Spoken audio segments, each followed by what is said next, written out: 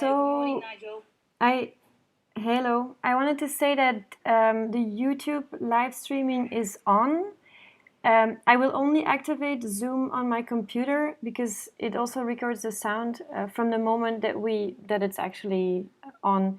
I don't know, Ella, maybe 10 minutes before we start playing music or something, and I can already like link it all together, and we all shut up. Yeah. I've sent you a quick question on WhatsApp, Mara, if you can check. Yeah. Oh, yeah. Okay. Good.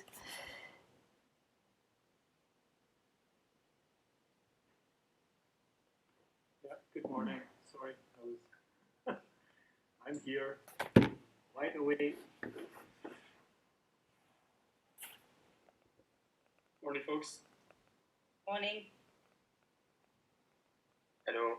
So just for the people, Jan, Martin, and others, another Jan. If you have any questions, indeed, like we shouldn't speak during the here out loud unless it's our speaking time. If you have any questions, reach out to us in the chat or just give us a ring. Sure.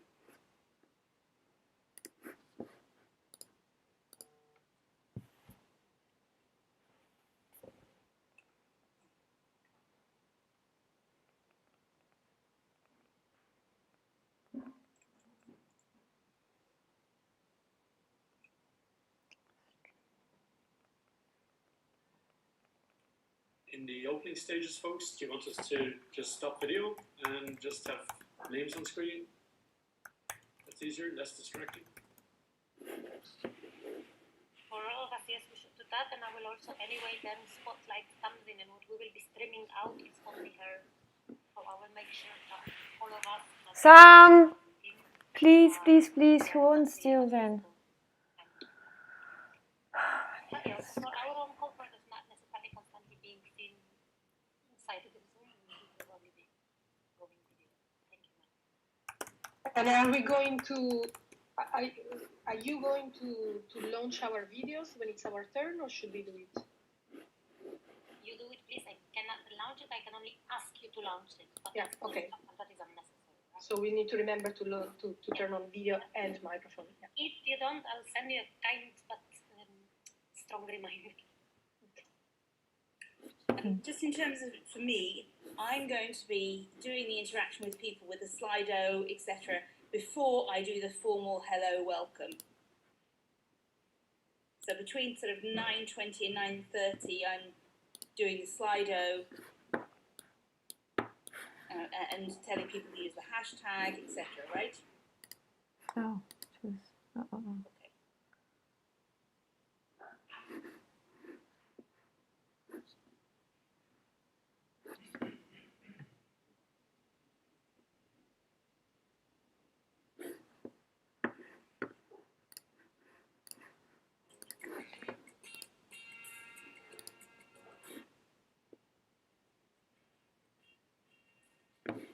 Some indication on the volume of music that runs in the background. It's too loud, not loud enough. I think it sounds fine. Right. Yeah, no, that's fine with me. Doesn't sound Scottish though. Yeah, I know. I didn't know the Scottish vibe. I was more like jazzy, energizing potential. I'm sorry, we can still find something more Scottish for the call.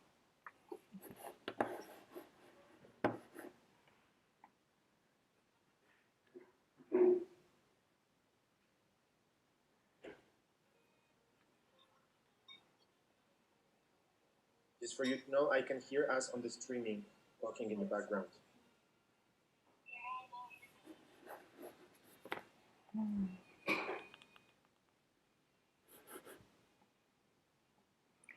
That's weird.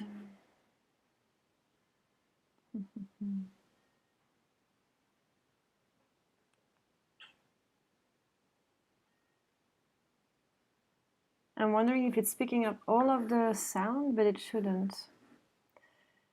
So let me test. You guys continue to talk. Yeah, sure. We can do that. I'm gonna go to another room and then check what happened. eggshell look great. Yeah, I cleaned it up a bit, you know.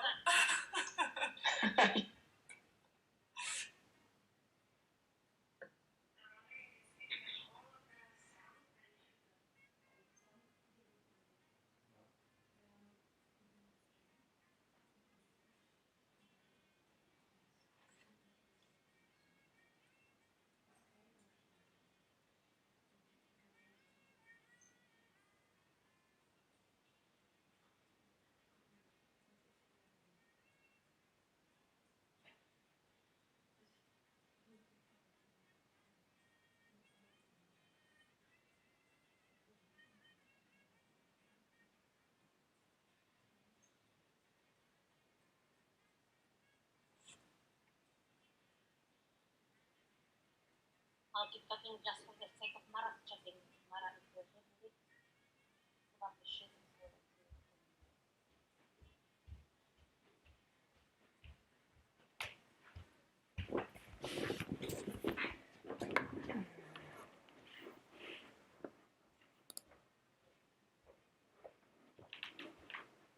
Mara said also from Martin that music from Zoom does not come to the streaming. Yeah, I just discovered, which is very annoying, that the streaming picks up everything, so not only Zoom. So I cannot make any noise because it picks up the sound of from the surroundings. So I'm throwing my husband out, and I'll need to be very, very, very quiet. We will all.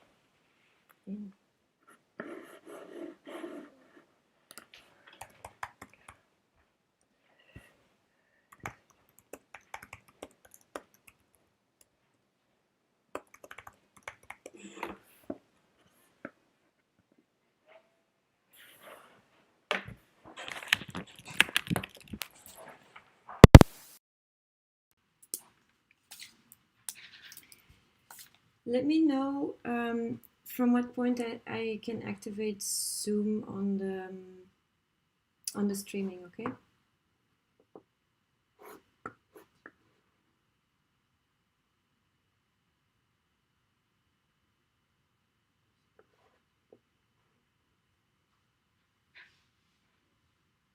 Okay. So I'm gonna jump out here and lounge there. Okay, cool. Samen zijn echt live. Ik kon dat niet weten. Ik kon dat niet weten.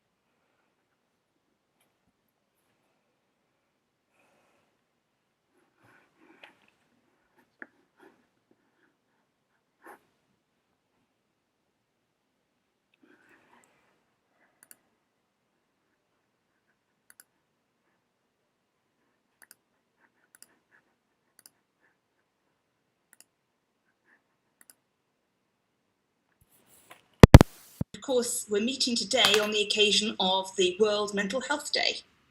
And in that, let me start by asking our first question on Slido. So if you could use this QR code or go to slido.com, the first question we want to know is, where are you? Where are you joining us from? So you'll be able to see in a minute, on the Slido, you'll have an opportunity to put in your country. Ideally, let's start with your country or your city, and this will give us an image of where you're from. So I'll leave that open for a few seconds so people can write down, where are you joining us from? Where is this virtual community reaching out to?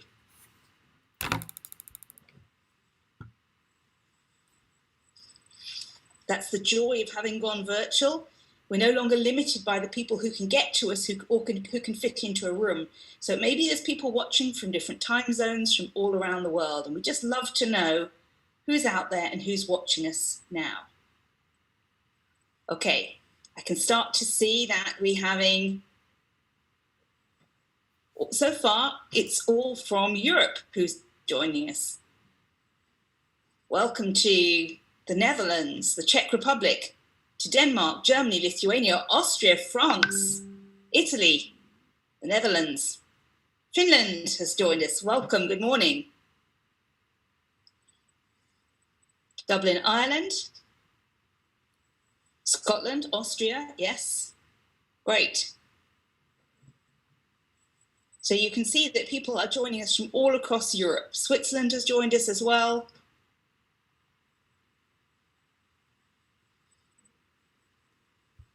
We have a big contingent in Finland. Good morning up north. Spain has joined us. Excellent.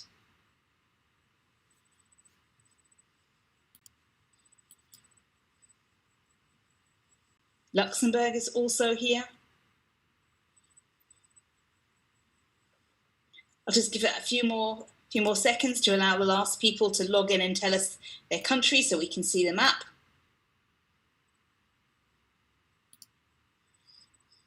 But I'm just looking at this and I can see that we're reaching across Europe, from Spain on one side to Finland in the north. Croatia has joined us. Welcome. So we're also Norway has joined us. We're also present in Central and Eastern Europe.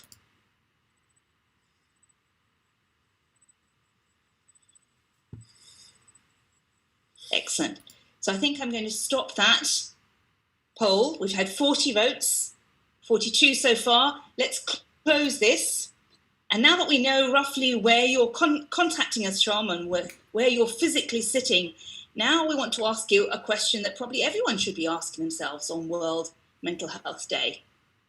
How are you feeling right now? Just in one word, how are you feeling? How are you doing? It's been a challenging year. People's experience have been very different. We know that people have had some very challenging, sometimes traumatic experiences. They've also had opportunities to connect again in different ways. So how are you feeling right now? Feeling well, good. Bit nervous, that's honest. Energized, great, that's what we need on the morning of a Friday morning. Excited, yeah. Good. Tired, I know that feeling. Interested, yes. Optimistic and hopeful, great.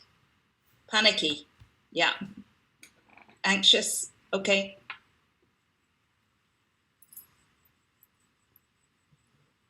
Curious, yes, me too. Let's see what magic comes from all the different voices and panels that we bring together. But it makes sense on World Mental Health Day to start by checking in with everyone to say, how are you doing? We often don't do that enough, to just check that we're all doing okay. Someone's feeling balanced, yeah.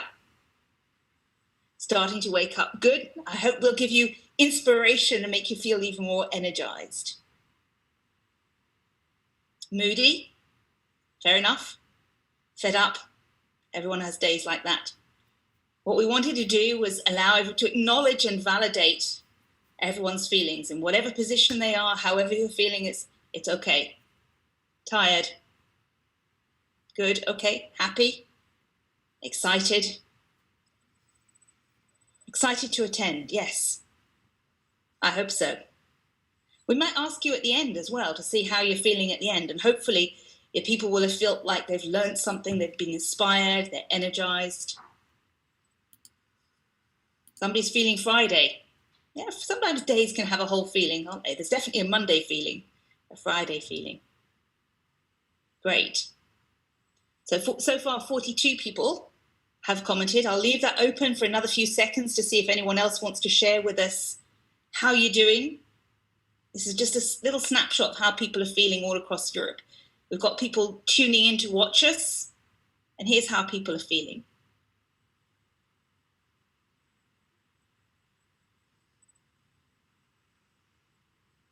Great. Calm. Balanced. Okay. Tired is still right at the centre of the picture. Still a lot of people feeling tired. That might be tired just for the day because of however you pass the night. Tired because we're just about to enter the winter season, shorter days. It's been a long period, challenging to deal with COVID and all the restrictions and everything else, the uncertainty. But also people feeling energized and ready, some hopeful, calm. Good. Okay, I've had 46 votes so far, so I think we'll close that. And now we're going to ask you the third question. And now we want to know, what do you hope to get out of today's event? What are your expectations? If we just asked you how you're feeling now, how do you hope you might feel at the end of our event? When hopefully we've given you food for thought, ideas, inspiration, background information. What do you hope to get out of today's event? You want to learn a lot. I hope so too. That's the reason we all come together, is to share our ideas, to be inspired. Up-to-date perspectives. Great.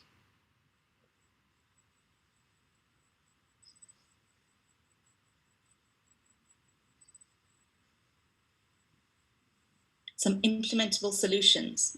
Yeah, an overview of the situation.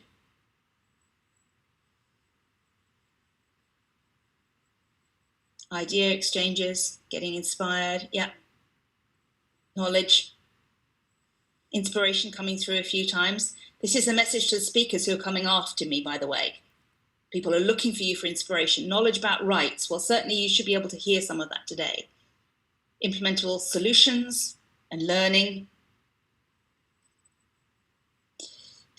We're asking you this question now because hope, somebody wants to get some hope, good. When I work with speakers before an event begins, I ask them, how do you want participants to feel when you finish speaking?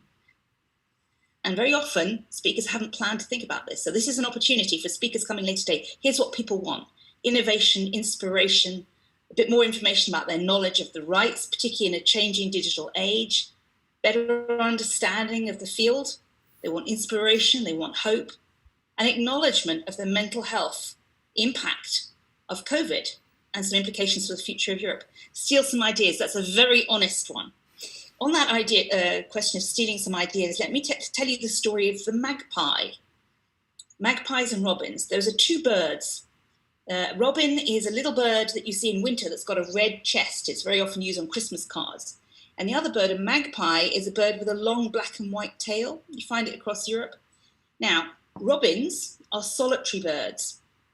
They're quite aggressive. If you put a plastic robin in a tree where there is a real robin, it will go and attack it. It defends its territory. It's very solitary. Whereas magpies are social birds.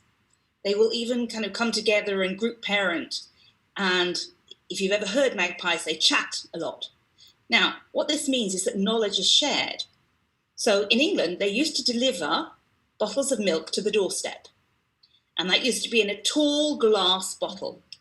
And cream rises to the top of the milk. So, of course, it was a ready source of nutrition for birds bringing up young babies in their families. So to stop the birds pecking at it, they introduced a thin aluminium cover on the top of the bottle's milk. Now, one magpie somewhere worked out that you could peck your way through this seemingly impassable barrier of metal. And because magpies are social creatures and they share information, within a few years, this behaviour of pecking through the metal top spread all around the UK.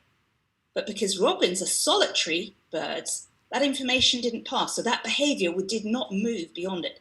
So this idea that somebody said they wanted to steal some ideas, brilliant. That's exactly what we want you to do. Be magpies. Anything that you hear that inspires you, that challenges you, you think that's implementable, I could use that myself, be magpies. So people are wanting, acknowledging cultural differences.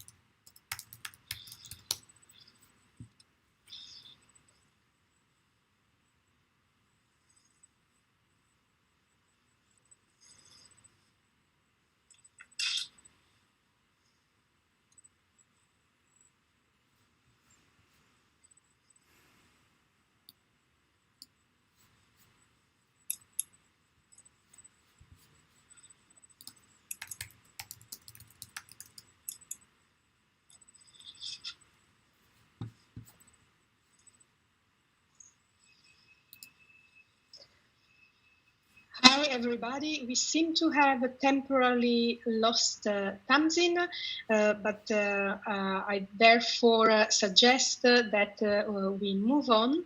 I am Claudia Marinetti. I'm Director of Mental Health Europe, but we would like now to hear from Jan Berntsen, who is the President of Mental Health Europe.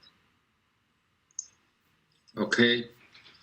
Dear participants, dear listeners, hello, good morning, everyone. So I'll start my video. Okay. As the President of Mental Health Europe, it's my pleasure to welcome you to this important and timely event discussing the future of mental health, rights and recovery in Europe.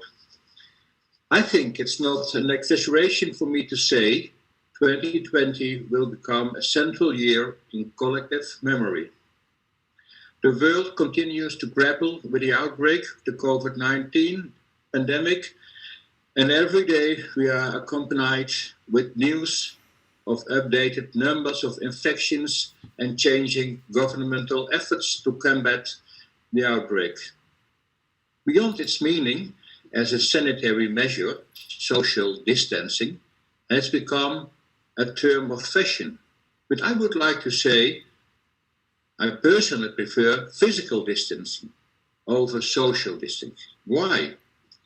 Because this pandemic is also a challenge to all of us, as we are confronted with questions that we would not have imagined a few months ago.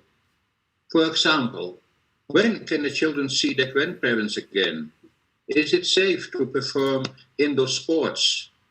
How should I celebrate my next birthday?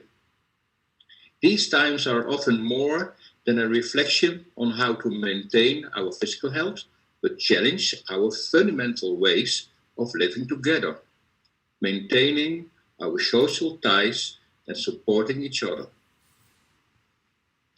Speaking of birthday, in this turbulent year, Mental Health Europe is marking its 35th anniversary. Let me say that today's conference adds to an exciting list of events Mental Health Europe organized over the years. Following the end of the Soviet Union, Mental Health Europe was instrumental for mental health reforms in Eastern and Central Europe. In May 1991, Václav Havel, then President of the Czech Republic, joined our conference in Prague. In 1994, we established another important conference in Belfast, Northern Ireland, addressing the theme of conflict and mental health.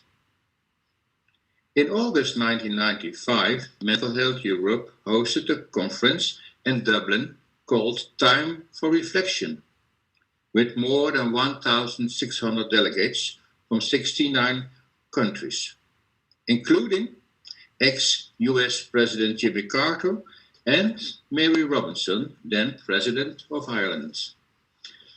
Over the last day, I was looking at the title of today's conference. I guess again, we could call it a good time for reflection when we talk about the future of mental health, rights and recovery in Europe. I believe you would agree with me in saying that big challenges are affecting our future.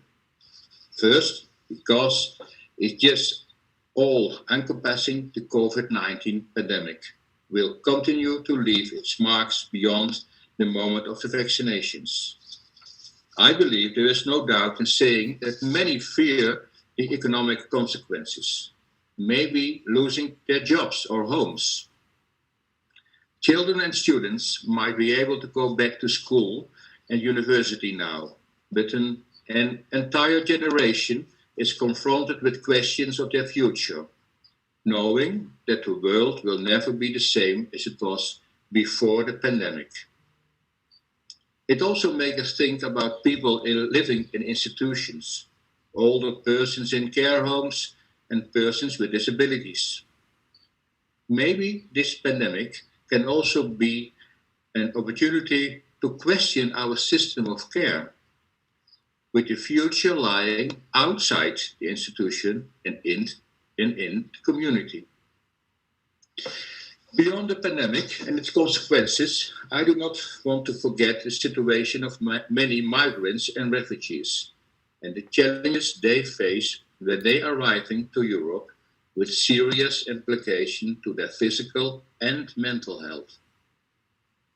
And last but not least, beyond the COVID pandemic, the effects of climate change are looming, fundamentally disrupting our planet and ways of living.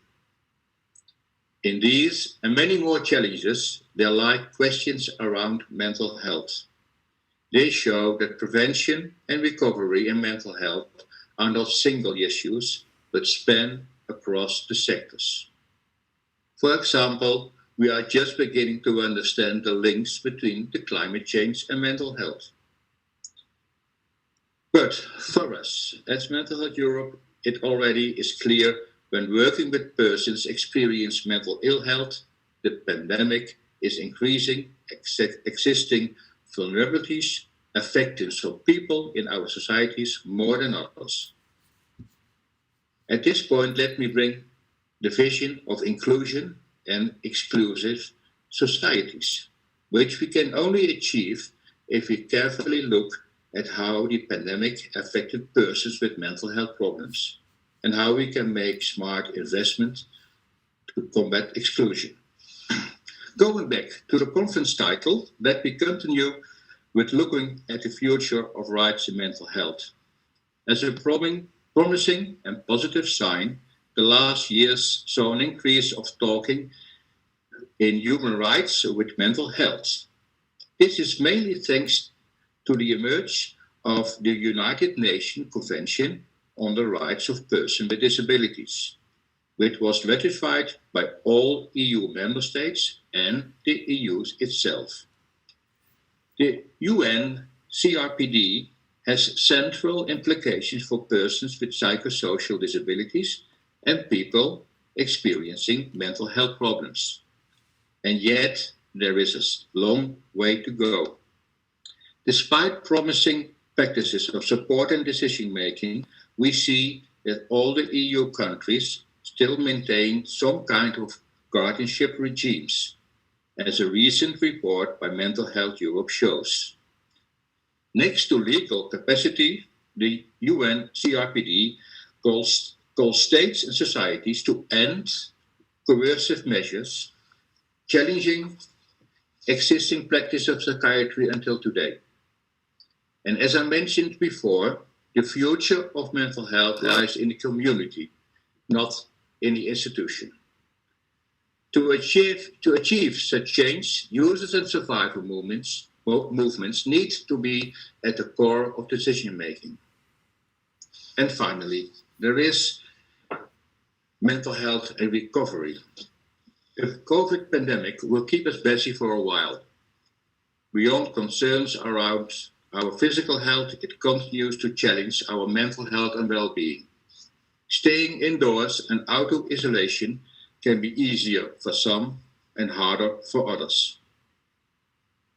Thus, 2020 is an opportunity to make smart and thoughtful investments today for a better future with good mental health for European societies tomorrow.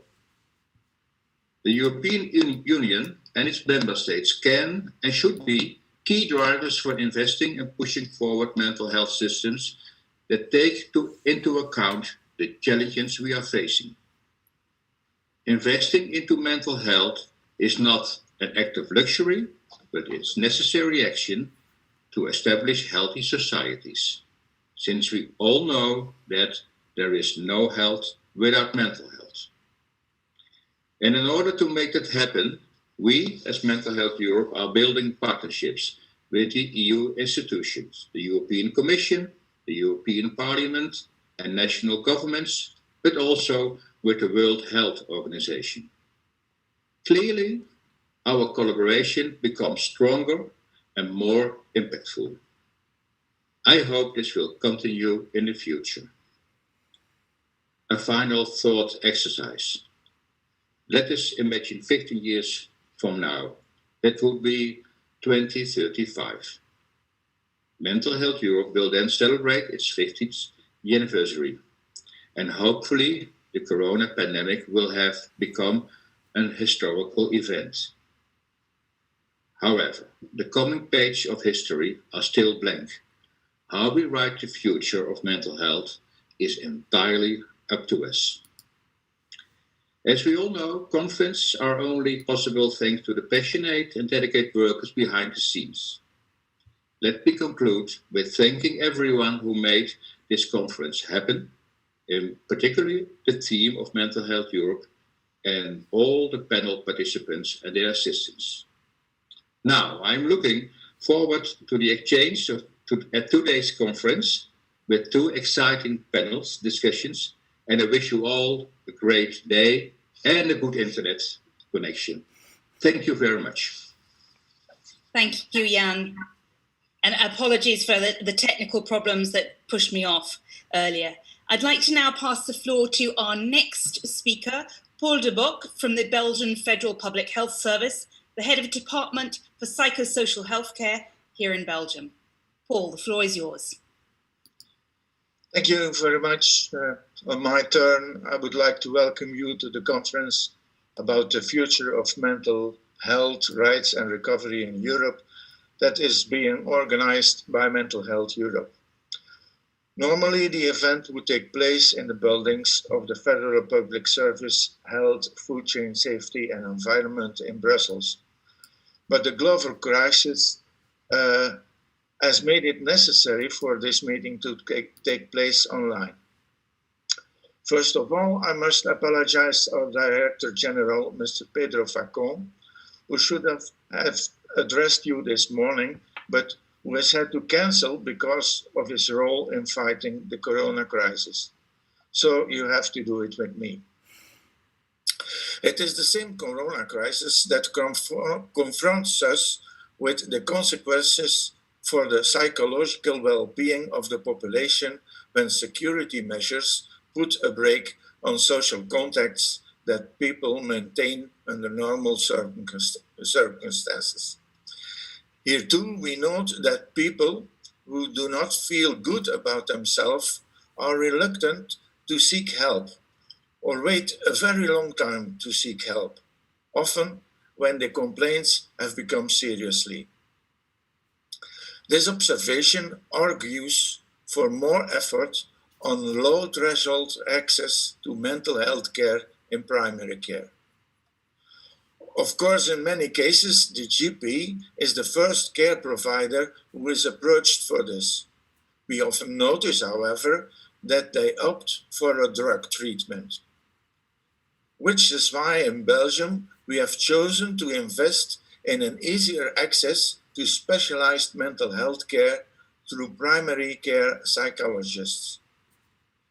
Users can call on the services of a clinical psychologist at a very advantageous rate, who, during a maximum of 8 sessions, is responsible for assessing an indication and initiating treatment and, if necessary, accompanying the patient to appropriate follow-up care.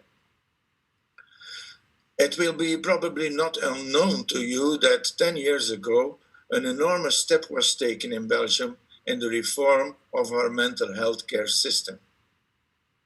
This reform affects the whole country and the entire sector, and not just only public hospitals. The vast majority of our hospitals are private, non-profit institutions. Private for-profit hospitals are not prohibited in Belgium. Historically, Belgium, and especially Flanders, had a very large number of psychiatric hospital beds with an asylum function rather than an approach aimed at recovery and reintegration into society. It was therefore decided to shift the existing resources for residential care to special care for persons with a serious psychiatric problem in mobile teams, both for crisis care and long-term follow-up. Shifting resources means that hospitals can decommission a number of hospital beds and still receive funding from the government as if they were occupied. The staff members released as a result of this operation become available to the mobile teams.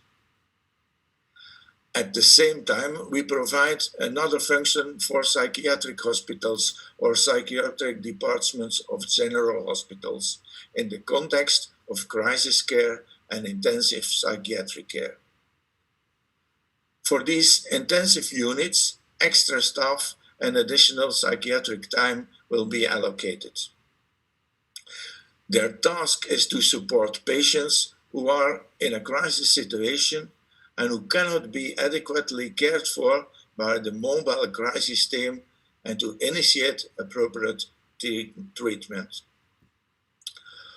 Although each of these forms of care should be aimed at recovery and reintegration into society, it is useful to have access to services specialized in rehabilitation that pay particularly attention to maintaining or acquiring a home, to keeping or finding employment, and to active participation in social life.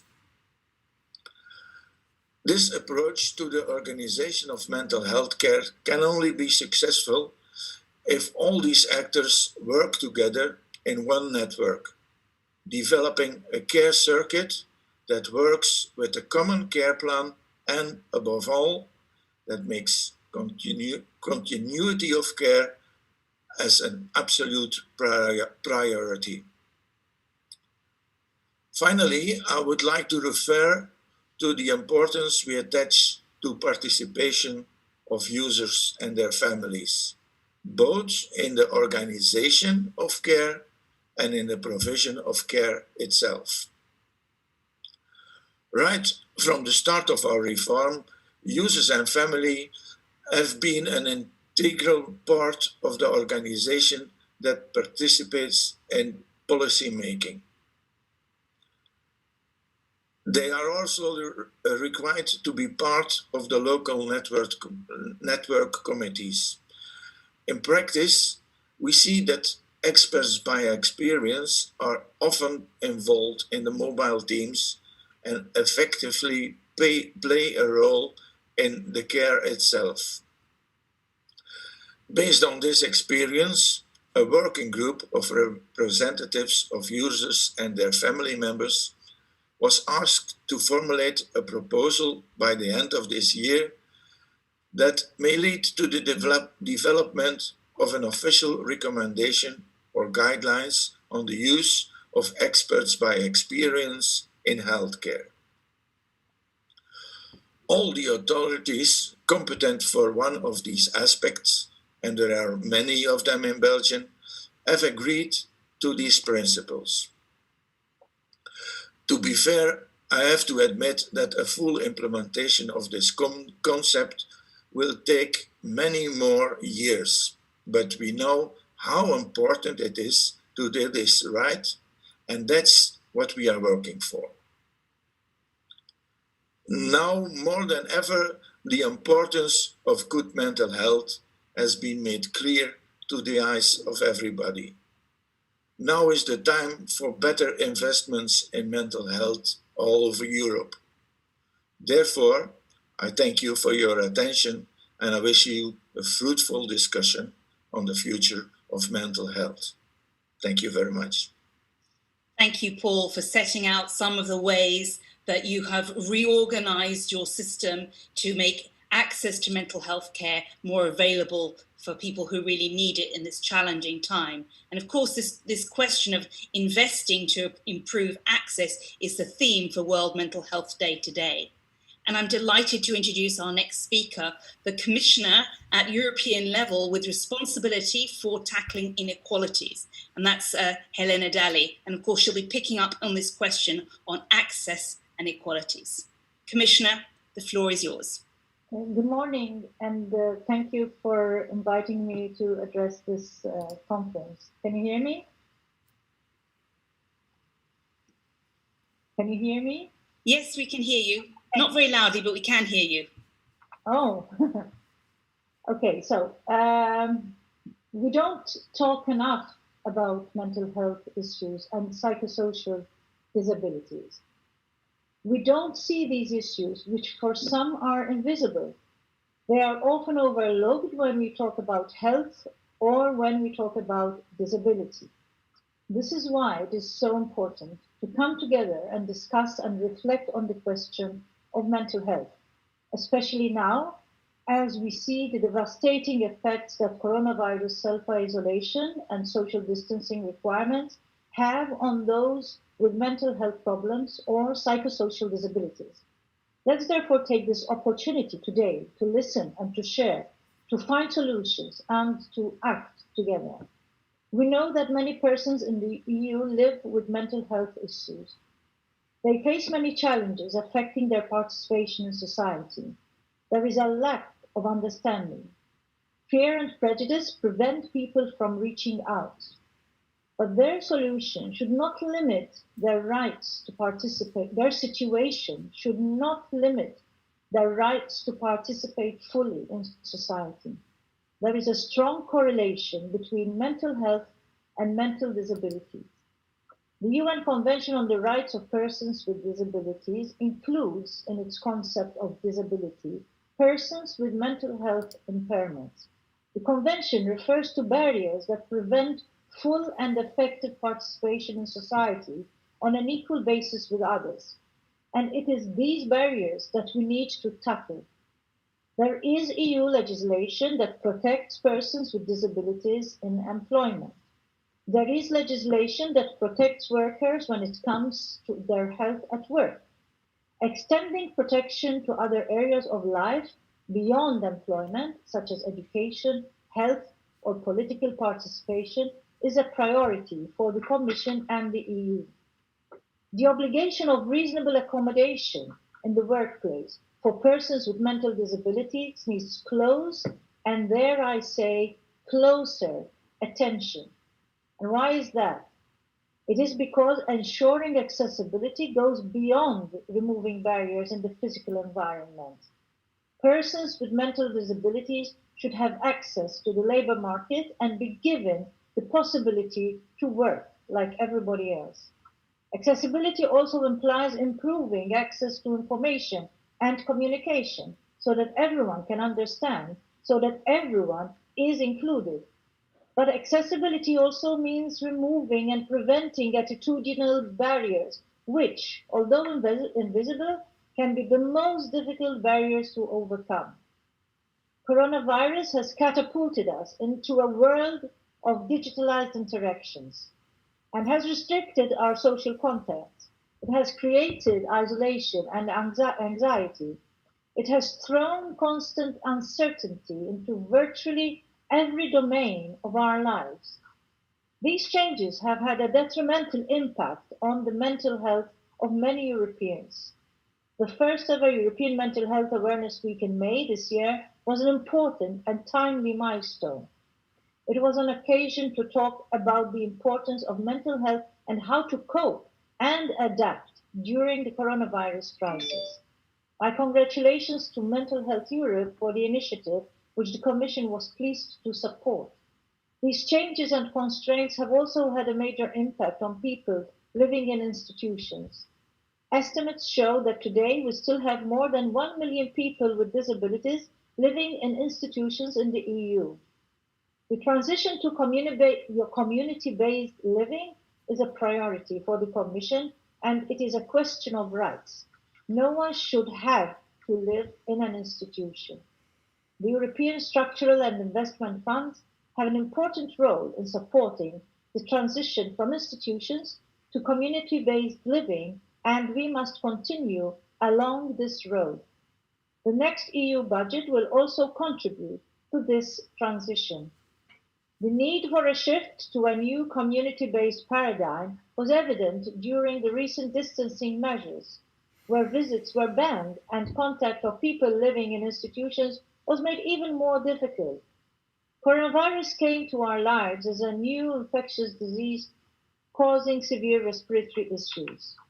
But the long-term effects of measures to mitigate the pandemic have undoubtedly severe consequences on the mental health of many people. The Commission has put in place several measures in the health area to tackle the immediate impact of the pandemic.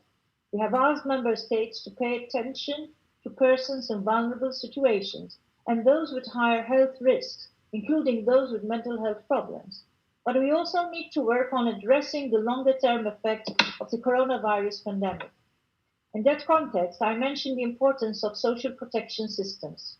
Their organization and financing are the responsibility of each member state, but member states and the EU can do a lot together.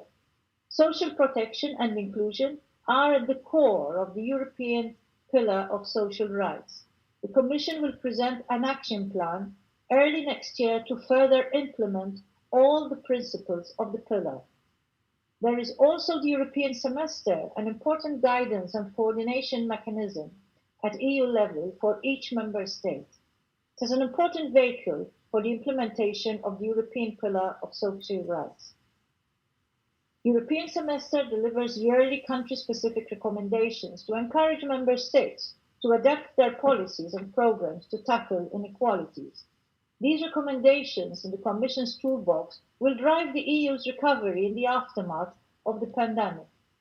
To underpin the recovery, the Commission presented the Next Generation EU package, including the Recovery and Resilience Facility. This will help the EU emerge stronger and more resilient from the current crisis. It allows member states to invest in reforms which should also make our social protection systems more resilient. While we focus on recovery, we must also keep the broader picture in mind. I took good note from your submissions that more than 80 million people across the EU experience some type of mental health problem. Even though mental health is key for our well-being, the World Health Organization stresses that nearly 2/3 of persons concerned will not seek help. Many of them also experience poor physical health. It is striking to hear that persons with mental health problems have a much lower life expectancy compared with the general population. The difference is at least 10 years. This is why we need to invest in improving the response of our health and care systems and to ensure the availability of essential social support services. EU funds are available to support that goal and will also be available in the next EU multi-annual financial framework. Our initiatives and financial support for education and employment provide an opportunity to take action to improve the situation of persons with psychosocial disabilities and mental health problems. The question of legal capacity is also central in this debate. The issues I have outlined do not only have an impact on individuals, on the individual's economic situation, but also on their fundamental rights, such as the right to vote. Legal capacity is also very much linked to the question of free and informed consent. This means we need to rethink certain decision-making regimes which are in place. It is reasonable that third parties can provide consent for treatment on behalf of the person concerned without that person's involvement or consent. This is why mental health friendly and disability inclusive policies across all sectors are necessary and important for the well-being of many millions of Europeans. We are keeping this in mind while working on the new and strengthened disability rights strategy. Our future strategy is to be unveiled in early 2021, and it is still premature to discuss details at this stage. But rest assured that it will include measures for the inclusion of people with mental health problems. We have undertaken broad stakeholders consultations. Many organizations, including Mental Health Europe, shared valuable input and highlighted their expectations. Our objective now is to collect complementary feedback and proposals from stakeholders on the future strategy. I thank you again for your contributions, which will help make the future strategy stronger. Our disability rights strategy will be a building block towards a more fair and equal union. I thank you. Thank you very much, Commissioner. And it's very positive to hear a strong message of support for addressing issues of mental health, which for a very long time have tended to be the Cinderella issue in health, under-resourced, underfunded and overlooked. So wonderful to hear that you will focus on it in the new paper on disability rights early next year. So now we're going to move from the EU response to look at the European continent, and I'm delighted to introduce our next speaker, Mr. Hans Kluge, who is the Regional Director for Europe for the World Health Organization. Hans, the floor is yours. Thank you, Tasmin, and good morning. Let me first clarify that I'm wearing the SDG 3 mask out of solidarity with the countries which are now having to implement much more strict COVID restrictions. Dear colleagues, dear friends, I would like to start by thanking Mental Health Europe for convening this fantastic meeting. This is perhaps one of the most crucial times in our recent history for such a forum, as we grapple with the profound impact of the COVID-19 pandemic. 2020 will be a year that we remember as one that shook the world and brought many countries to their knees. An unimaginable number of lives and livelihoods have been lost due to COVID-19. Families and communities have been forced apart, businesses bankrupted, and people deprived of opportunities that a year ago were taken for granted. However, we have a way forward to create important change. As Regional Director of WHO Europe, I am prioritizing efforts on mental health through initiatives in 3 main ways. First, addressing the stigma and misinformation that exacerbate suffering. 2, bringing mental health care to the community. And 3, reforming policy and increasing investment. To understand where we need to go, we must first understand where we have been. And that means examining the toll the pandemic has taken on the mental health and well-being of individuals. From anxieties around the virus transmission, the psychological impact of quarantine and self-isolation, to the effects of unemployment, financial worries and social exclusion, the mental health impact will be long-term and far-reaching. And it is very clear that although impacted differently, no demographic or age group has been spared. Elderly populations faced increased exposure to isolation, loneliness and social exclusion, so they could protect themselves physically. Other adults had to navigate daily uncertainty around employment, income and how to meet the needs of their families. Health workers, my heroes, carried an enormous mental health toll in the workplace and often without adequate support. Although children and adolescents can contract and transmit COVID-19, they have largely been spared from the direct health effects of the virus, with most cases of COVID-19 in these age groups being mild or asymptomatic. Despite this, they continue to be negatively impacted by mitigation measures that may inadvertently do more harm than good, such as school closures. Overall, the harmful effects of the pandemic have not been distributed equally, as the Commissioner was telling.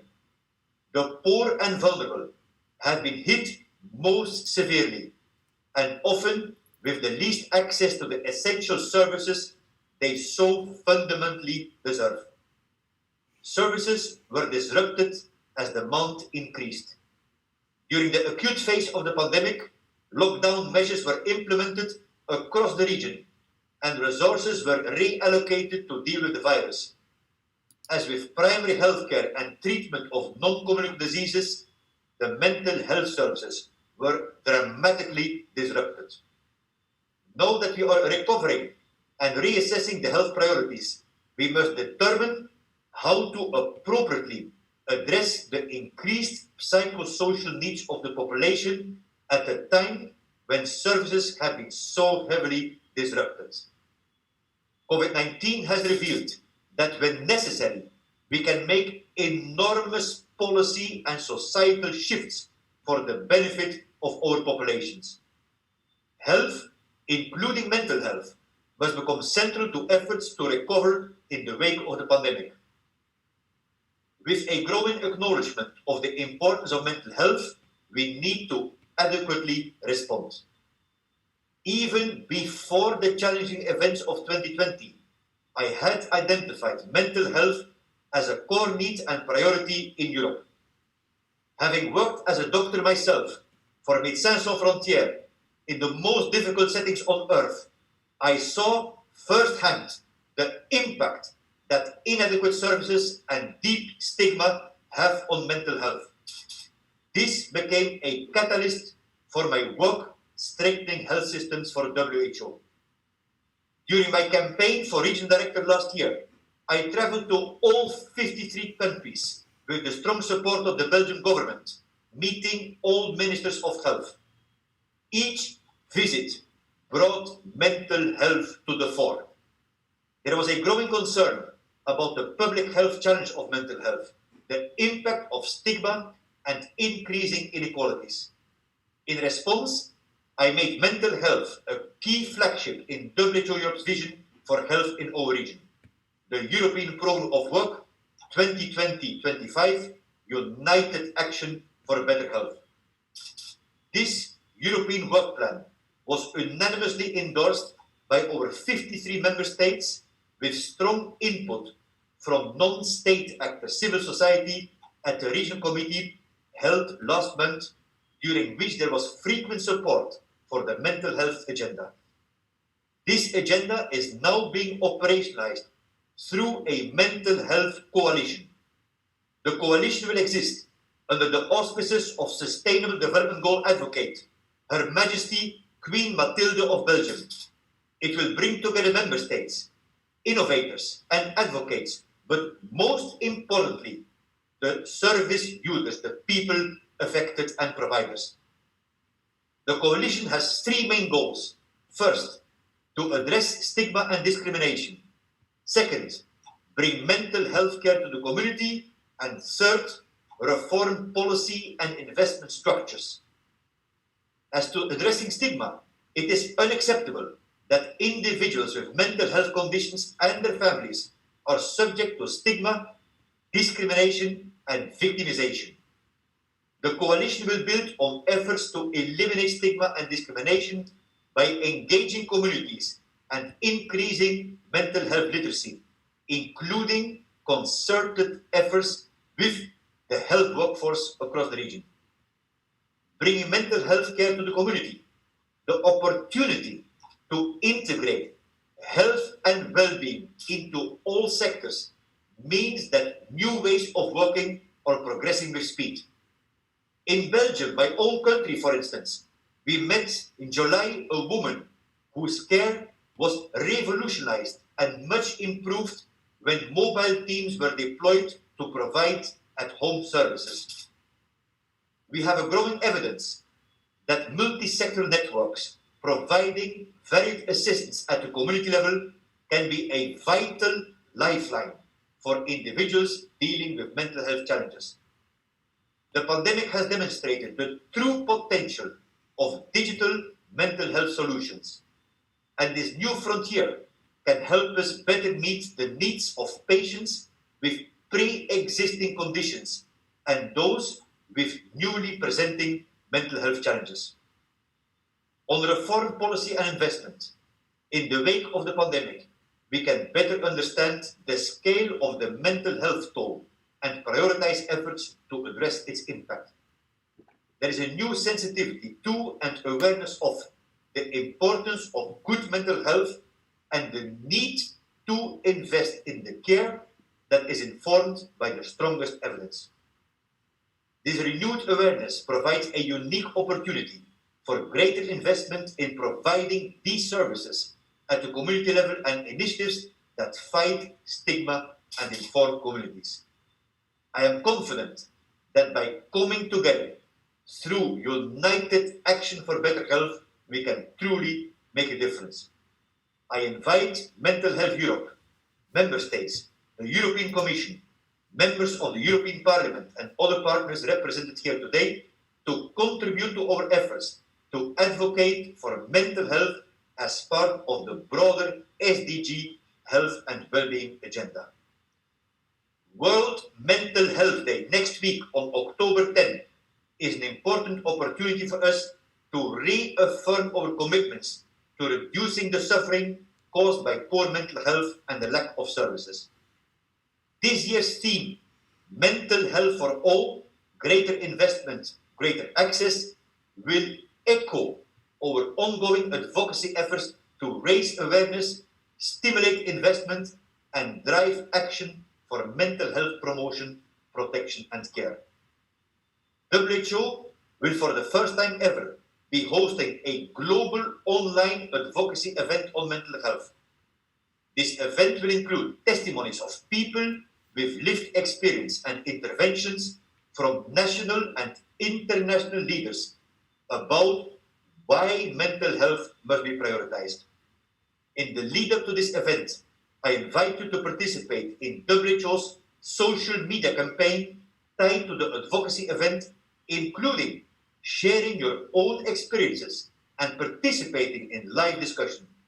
It's a great opportunity to amplify efforts to reduce stigma and increase community understanding. As we come to terms with the impact that COVID-19 has had on our lives, there is a great scope to better meet the varied health needs of our communities. The joint trauma of the pandemic provides us with an opportunity to reshape the way we care for each other and create a shared environment of health and well-being for economic development and social cohesion. Thank you and good luck to us all. Thank you very much, Dr. Kluge. Very inspiring to hear that when you went to meet all the different countries, they identified mental health as an issue that needs to be really picked up on. And it's really exciting to hear that there'll be this global movement towards it. And we accept your challenge to participate in the social media campaign and to share stories. And it's so important that people's lived experience gets brought forward. The testimonies are used to shape services that really meet people's needs.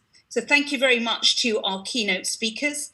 And we are now going to be moving to a panel discussion. And I'm delighted to be handing the floor over to Nigel Henderson, who is the Senior Policy Advisor for Mental Health Europe. And his panel is going to be looking at future policies and smart investments for mental health and the determinants and psychosocial disabilities. And I remind everyone that you can interact using Slido.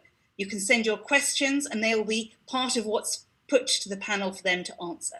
So over to you, Nigel. The panel is yours. Thank you very much, Tamsin, and good morning to everyone.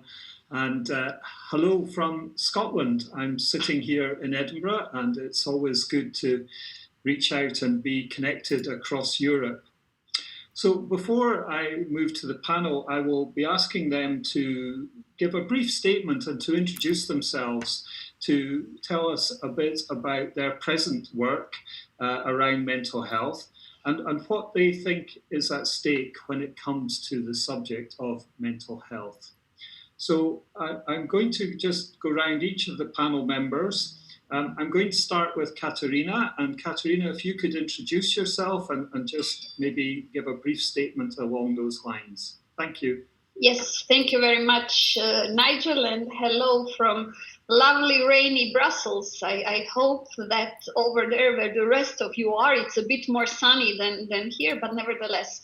My name is Katarina Ivankovic-Knežević. I'm a Director for Social Policy and Director General for Employment, Social Affairs and Inclusion. And within my portfolio, I have all the different social policy aspects, including inclusion and disability. And we do indeed plenty of actions when it comes to the different aspects relevant for health. I also have the social protection, so I have to deal with the other aspects that are, I think, extremely important when it comes to the health. Regarding the mental health, we have been quite active, as you know, in various aspects, promoting in increasing the visibility of mental health as one of the really important prerequisites for decent living of persons, not only their inclusion in the labor market, but also inclusion in the community. And I have to say, I was particularly looking forward when Dr. Kluge mentioned the bringing mental health to community as really one of the very important aspects that we have to pay attention to. And it is one of the reasons that while increasing the visibility of the mental health problems, and I would even dare to say the mental health solutions, we help people experiencing different mental health issues really to be fully included in the community. And I think if that could be one of the takeaway of today's discussion, I think it's very important. Later on, I will show you and I will let you know about different aspects that we do within the disability strategy and what we are planning for the new disability strategy, but also about our promotional campaign where we try to increase the visibility of different aspects, which are also very relevant for mental health. Thank you, Katerina. That's a good introduction. Can I now pass to John Ryan? Yes, good morning, everybody, and thank you for inviting me to contribute to the event this morning. I'm also very pleased that Commissioner Dalli and Hans Kluge were speaking before me because I think they very well set the stage. This panel focuses on addressing future policies and smart investments for mental health and its determinants. And I'm very happy to share some thoughts on that. But I'd also be happy to contribute maybe to the subsequent panel on implementation and achieving change. Because one of the key points which I attach a lot of importance to is helping member states to really change the situation on the ground. And we do that through implementing best practices, and I'd like to speak about that for a moment. We have a huge generation of best practices, both at national and at European Union level, and I think Tamsin gave us a very good example of how this works in the natural world earlier on. These practices are very often generated through investment either at the national or at the European level, and we have been very anxious here to try and make sure that these practices are actually used, because there's nothing worse, of course, than having libraries full of best practices which are never actually implemented or rolled out on the ground. So we set up a group with the member states, which is a steering group on prevention and promotion, and where the member states have the opportunity to say where they would like to work together, what are their priorities. And we then support the member states in identifying interesting best practices, for national or international implementation.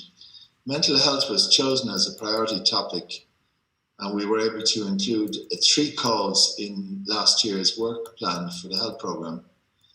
And this led to member states choosing 4 multinational best practices for implementation using the support of the health programme.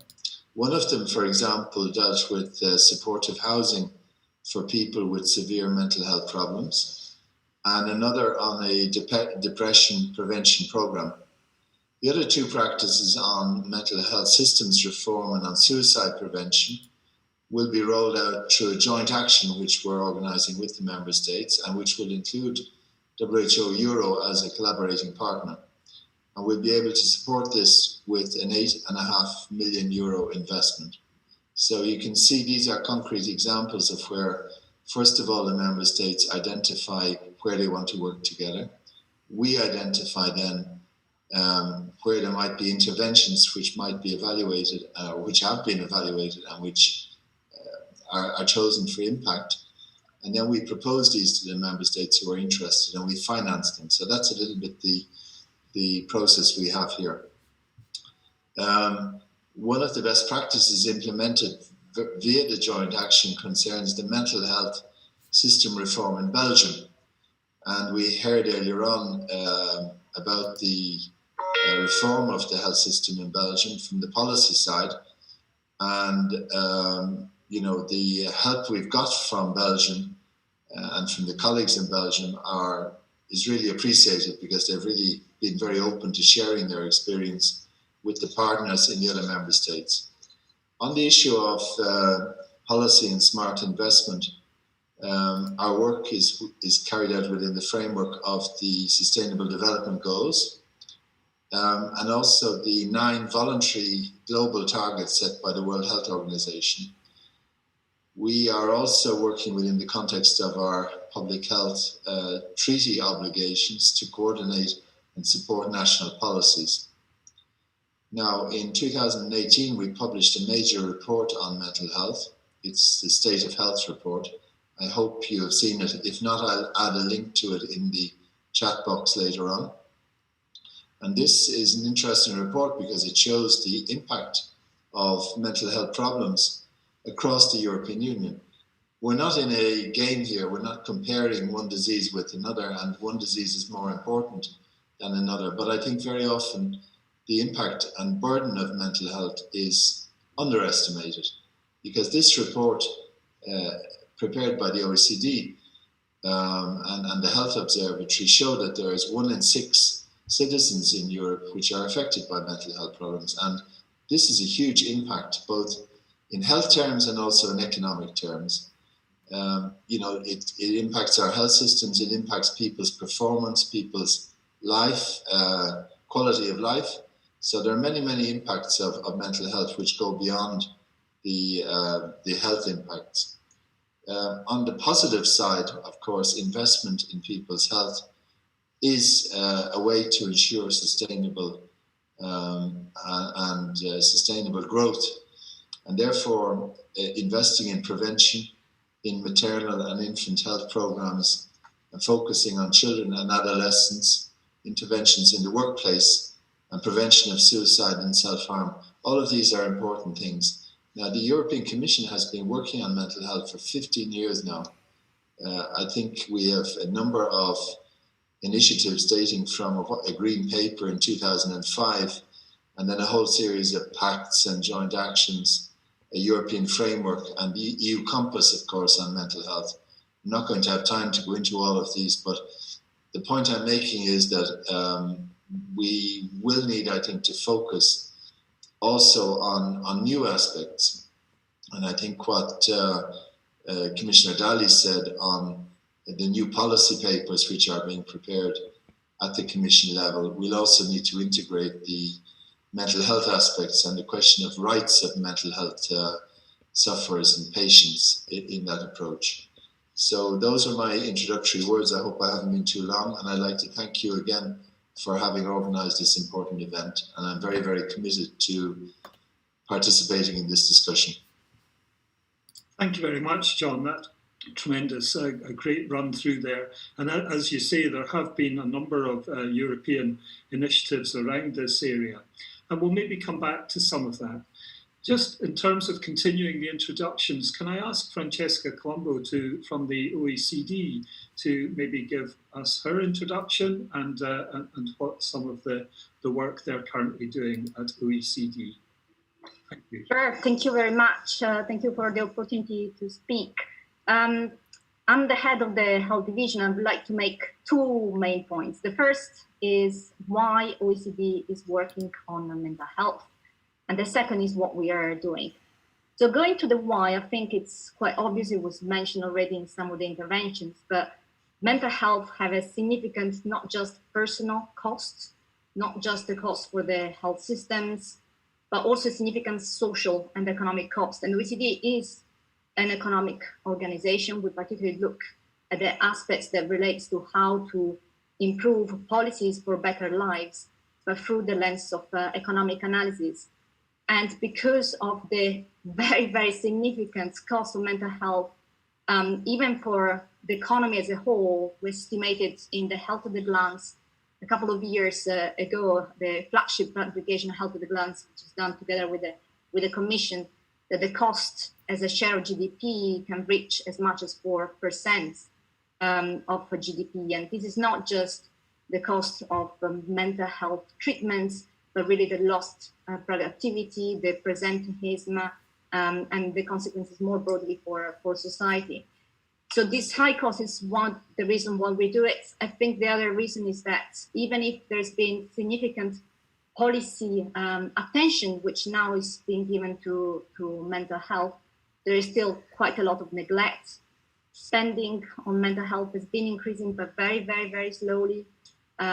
Stigma is still there. There are lots of efforts that still need to be done. So in a way, we have not finished with the policy job of making sure that we address that significant issues.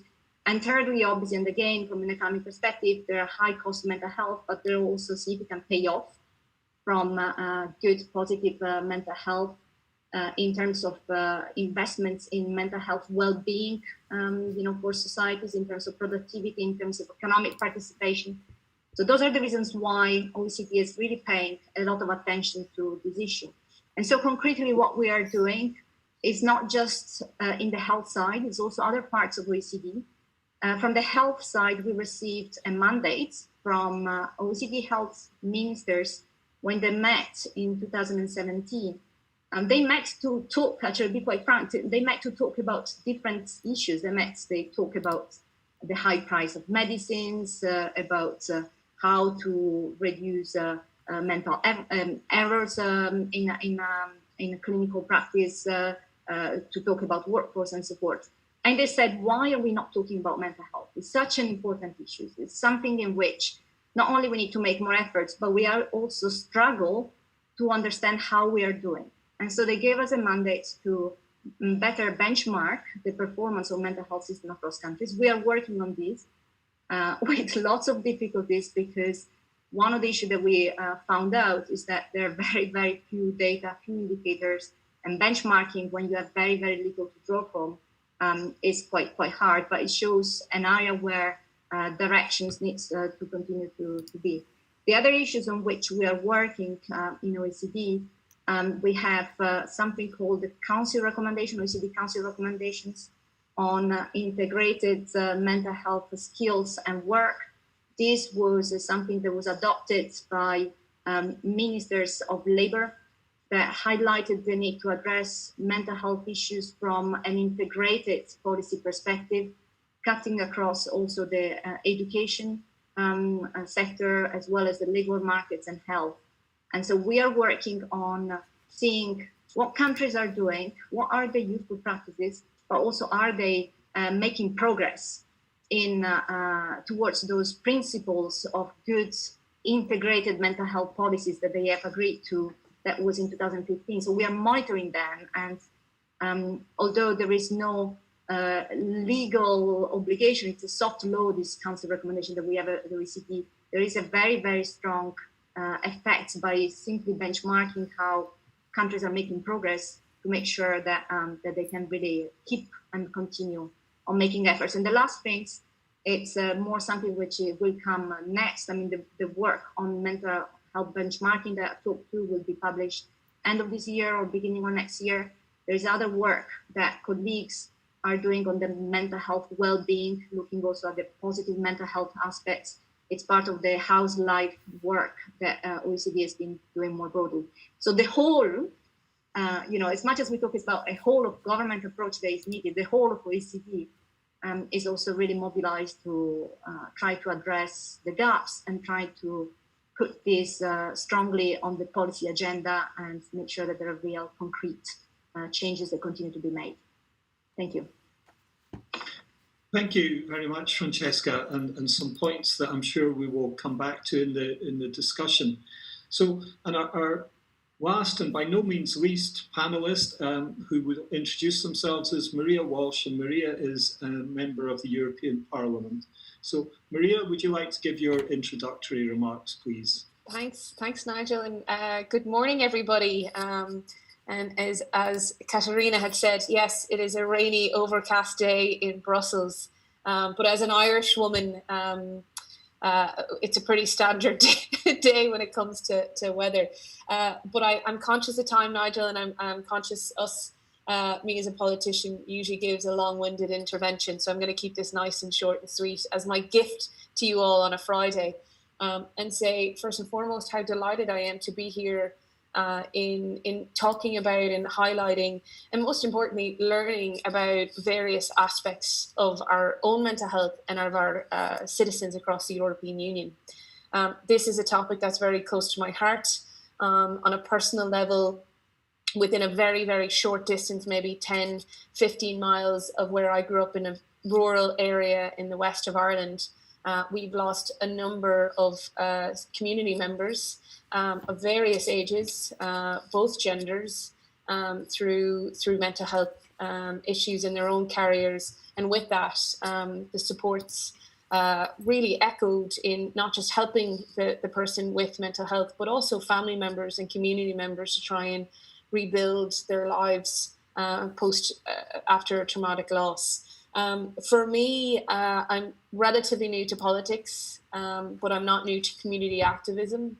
And it was apparent to me over my 2019 campaign to win a seat here in the European Parliament was that individuals, community groups, countries talk about great things like jobs, increasing employment, of course, our climate and how we need to support and do better, trade deals and how strong the currency is. And all of that is highly important. But I didn't hear a lot of conversation around the fact that if we have citizens who cannot step out of their house, step into the workplace, step into their community without feeling full support within the holistic self, so not just the physical health, but also their mental health, then we are doing a disservice as politicians, and as creating a stronger society to protect all and every community member, be it that they were born in the European Union or they've recently or call their home the European Union. For me, in terms of workflow, and I know we will be getting into it, Nigel, and later on with the questions and answers, but one thing I definitely want to work to deliver, and again, events like this morning really help instill that drive to make it happen, would be a European Year of Good Mental Health, and that just echoes the importance that we have on mental health with our constituents. It allows for us to work with all member states on very grassroots programs that get into the communities, be it rural or urban, and support citizens and really lift the stigma of what mental health looks like. I sit on the Employment Committee here in the Parliament, and every file, every time I have an opportunity to talk in committee or at group level or in the plenary itself, I bring up the mental health, because the more and more we hear about mental health, the more that stigma lifts, I believe. I also submitted for approval a proposal for the first resolution on mental health in the context of COVID-19. And as many of the other speakers, and I know Commissioner Daly had mentioned, we are living in an unprecedented time. And while restrictions of our physical movement have been put in place in many countries, we forgot the key aspect of citizens. So those who feel mental health doesn't even belong within their conversation table are feeling the effects of mental health. And now is our time. We are at the crossroad to really impact change at every level. And I often, and I continue to do so, and I'll be doing it now, calling on the Commission and the Council to start working together with key stakeholders and the many on this call to really bring forth policy legislation supports, not just financial, to our citizens, and again in the most rural and urban areas, because what we learned from COVID, you can be in an apartment in a busy city, or you can be out in a isolated community, and mental health still affects each and every one of us. With that, I'll wrap up, and I hope I kept within my 2 or 3 minutes. If not, I'll apologise, and I really look forward to an engaging conversation, and thank you again for having me. Thank you very much, Maria, and I wasn't counting actually in terms of the time. But I like that idea of a year of good mental health, because I think often campaigning years are based on what's wrong with the situation, and actually it would be really nice to celebrate what is strong. So actually, what is it that gives us our good mental health? But I'd like to move on now and maybe just open up for discussion with the panel. So we've heard that that spending on mental health is not all it could be across Europe. We've heard that, and I think this is really interesting from Dr. Kluge, that 2/3 of people don't seek help for their mental health problems. And I can only imagine that if those people did seek help, could our systems actually cope? We have access issues anyway for the 1/3 of people who do seek help. We have issues around employment and unemployment for people who have long-lasting or severe mental health problems. We have housing issues for people with mental health problems. We have issues around legal reform and people's rights and the deinstitutionalization agenda. And I think the other one for me is the upsurge in the use of digital. And I know from my own work and my own experience that a number of people we work with who do experience long-term mental ill health feel digitally excluded. So what do we do to actually make sure in this digital age that actually people have access to the right equipment? So there are a lot of policy areas there and a lot of potential investments. And I wonder if any of you would like to comment on what you think are the key policy or policy areas and key policy investments that we should be looking for in the field of mental health. And perhaps some of the challenges or the barriers to that. I don't know if anyone wants to pick that up first. Yes, John. Yeah, just a few remarks maybe. I think focusing, as I did earlier on best practices to be rolled out at national level through the health systems is certainly one aspect. But one thing I've learned over the years in working with public health is the importance of the NGO sector and also the sector of health professionals.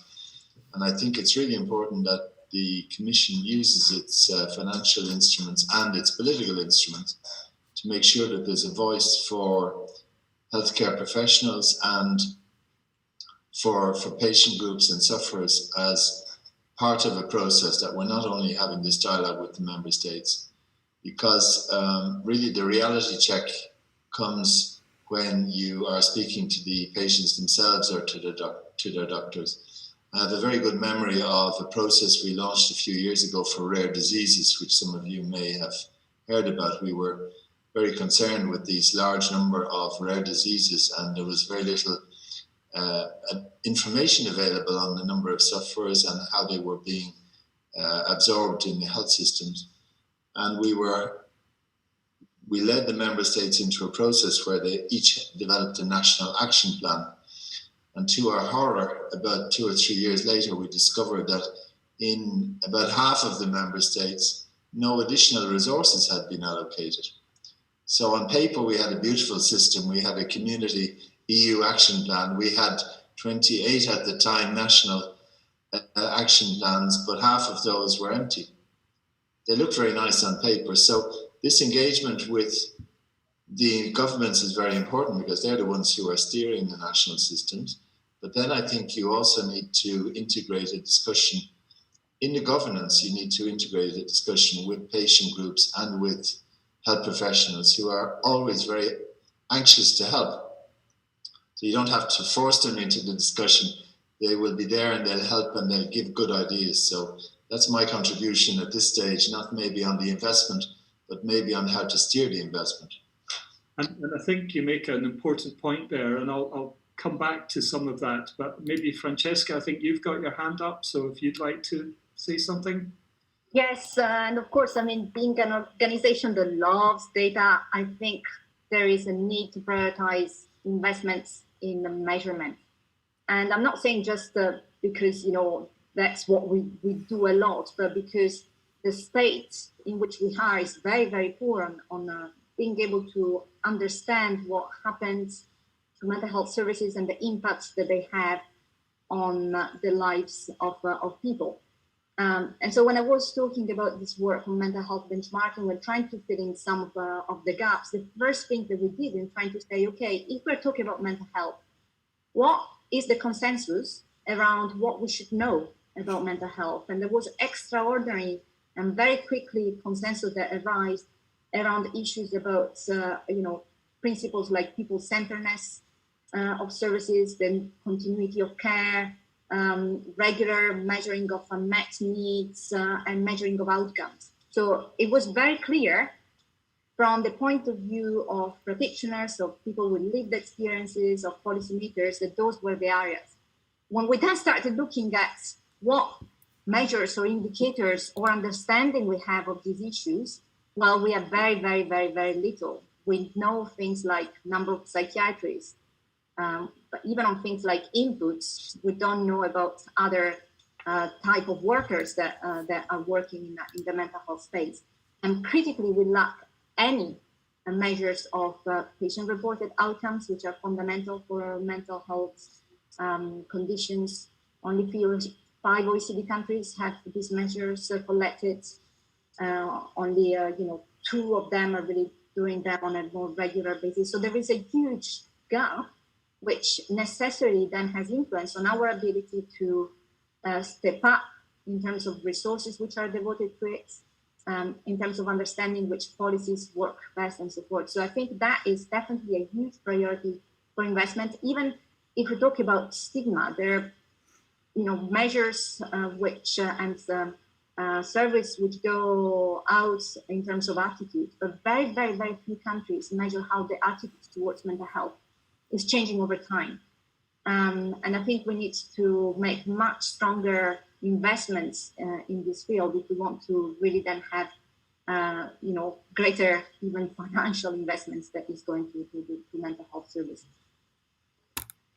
Thank you. And I think for me, I think John mentioned policy development, and Francesca, you've mentioned that collection of data and thinking about outcomes from the person's point of view.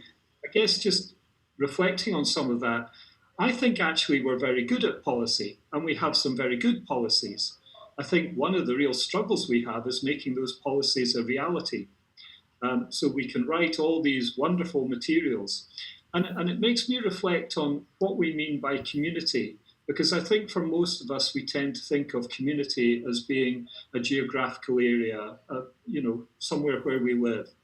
But actually, we have a digital community, we have communities of interest, and I guess we're not always thinking about how we connect with these different communities.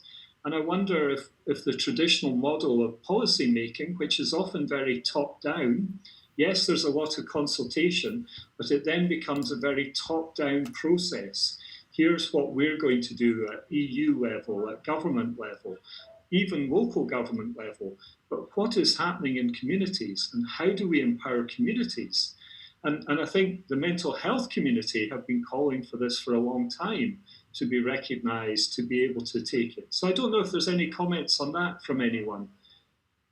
Maria, yes, and then Katerina. Yeah, and I'm delighted you presented it like that, because, and picking up from your previous question, there is an awful lot of work going on, as you say, across different sectors, but it's often almost quite splintered. Sorry, they've decided at the one time to do some work outside. Apologies about that.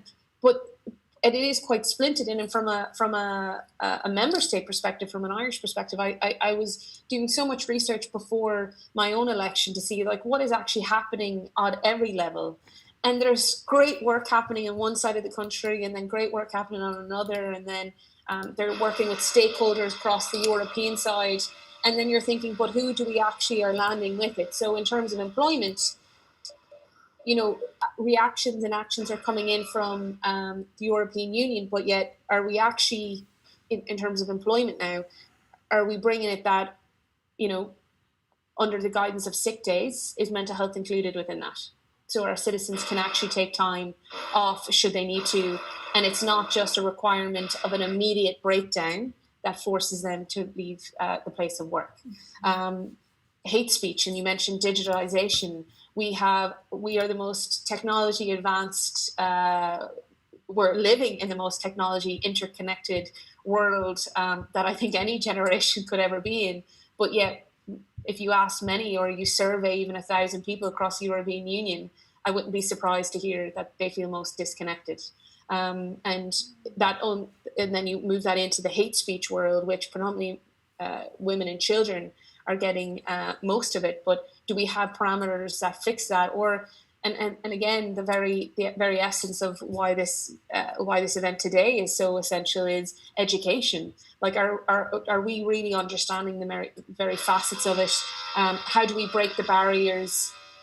And I'm delighted Francesca highlighted the analytics side of it and the impact that work collectively. And again, puts back to my first point around fragmentation.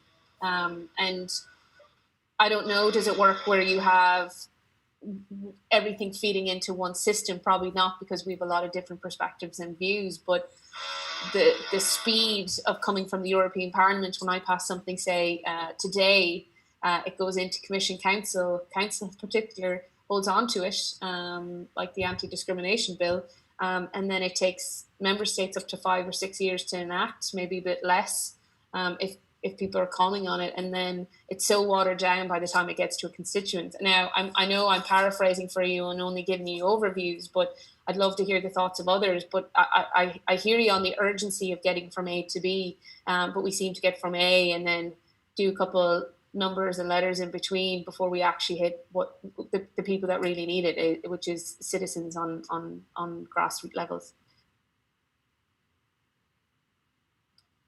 So we've reinvented the alphabet, it sounds. Katerina, I think you wanted to come in as well. Yes. I wanted to come in on both questions. On your previous one about investments, and also on the second one relevant to the inclusion in the community and different aspects of the inclusion in the community. Well, if we really want to realistically think about health investments and investments in mental health, I think we have a possibility to do it and to do it quite quick. And I'll share with you that right now on the table, we have, I counted 1, 2, 3, 4, 5, at least 6 different instruments that we can support different activities in the member state. I have to say, having a background from as a member state policy maker, it is quite a big challenge and quite a big burden that has been put on the member states to choose what to finance and how to finance, because and I will focus only on the health aspects in this respect. We had the CRE and CRE Plus as like immediate reaction to the COVID crisis, where different medical needs were being met, but mostly in the light of COVID consequences. Now we have the new instrument called REACT-EU, which is additional money to financial period 2014-2020 with, I don't know, around 60 billion euro for different activities to be continued from this period, including also health investments. Then we have the new cohesion package with ESF Plus and BRDF, with also quite a large amount to be invested in health. And then we have the RRF with an amazing amount of funding, which is almost equal than the whole cohesion envelope, which is dedicated to finance reforms in the member states according to the CSR 2019-2020. If we take on board that in 2020 we have 27 CSRs relevant to health, and in 2019, we have, I think, I don't know, John, if you know it by heart, I think it's around 17 or 18 member states that we have put the CSRs in this respect. So we have all the prerequisites set in place for the member states to prioritize the investments in health and in health reforms. And I think it's extremely important because if we don't want to look at the crisis, but we have to look at the crisis, and we have to see how it affected people, how it affected in the light of, Nigel, as you mentioned, the DI agenda, so the whole processes. I think we could, if you want to discuss about the independent living and the fact that for some months, the activity is very relevant for community-based living, like a home care, which I don't mean home care like in institutional home care, but in the person's homes, was almost stopped, and people could not get such a help. But also the DI processes per se were in a way put on hold for a while. And I think we have a really good point to say that these are the topics that we want to see in the future programs, that we want to see member states addressing in the RRF national reforms and resilience programs. And also this is something that we as the EU should very much support and should very much push to have there. There are also different aspects of the mental health issues like loneliness. We still are looking forward to see if the EP is going to vote on the pilot project on the loneliness. And John and myself, we agreed that it is a good project that we should keep try.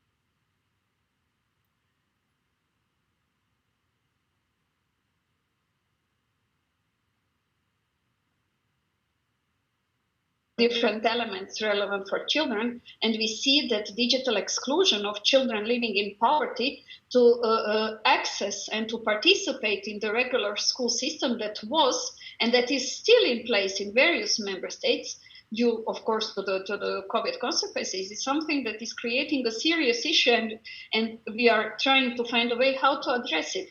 The digital exclusion of the elderly, I think, is a topic per se. We could really invest lots of time and lots of energy in trying to see how to assess it.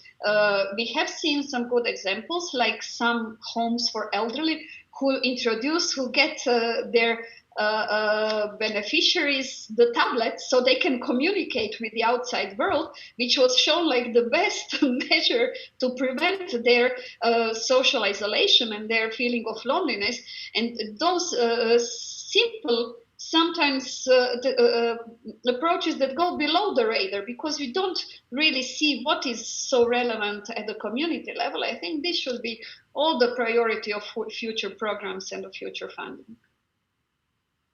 And I know I opened too many questions maybe for the moment, but I think it's at least relevant that we try to open them. And then, of course, all of us in our own little boxes and working together to try to find a solution. But it's very important to speak about it, because if the striking 2/3 of people who do not seek the help, I think we need to ask ourselves, why is that so? And what is the reason, and then address the reason at the core. Okay, thank you. And John, I think you wanted to comment as well on this. And then I'm going to move to some questions that we seem to be getting quite a lot of questions through from the audience. So I want to maybe pick up on some of that. So John, over to you. Yes, I've got 4 points and I'm going to be super, super quick, even quicker than Maria. So first of all, the EU doesn't have to be top down, it can be bottom up. 2 examples: the cancer screening recommendation, which was adopted by the Council of Ministers at a time when less than half member states had cancer screening for cervical or breast cancer. So this came from the cancer community pushing the agenda for cancer screening and setting an agenda at European Union level from the ground up. Second example, smoking prevention. When I started on tobacco control here in the Commission, I can tell you 99% of the member states didn't want to hear about it. It's the opposite now. 99% are on board and 1% maybe is against. So what I'm saying is that there can be a very, very good inspiration of policymakers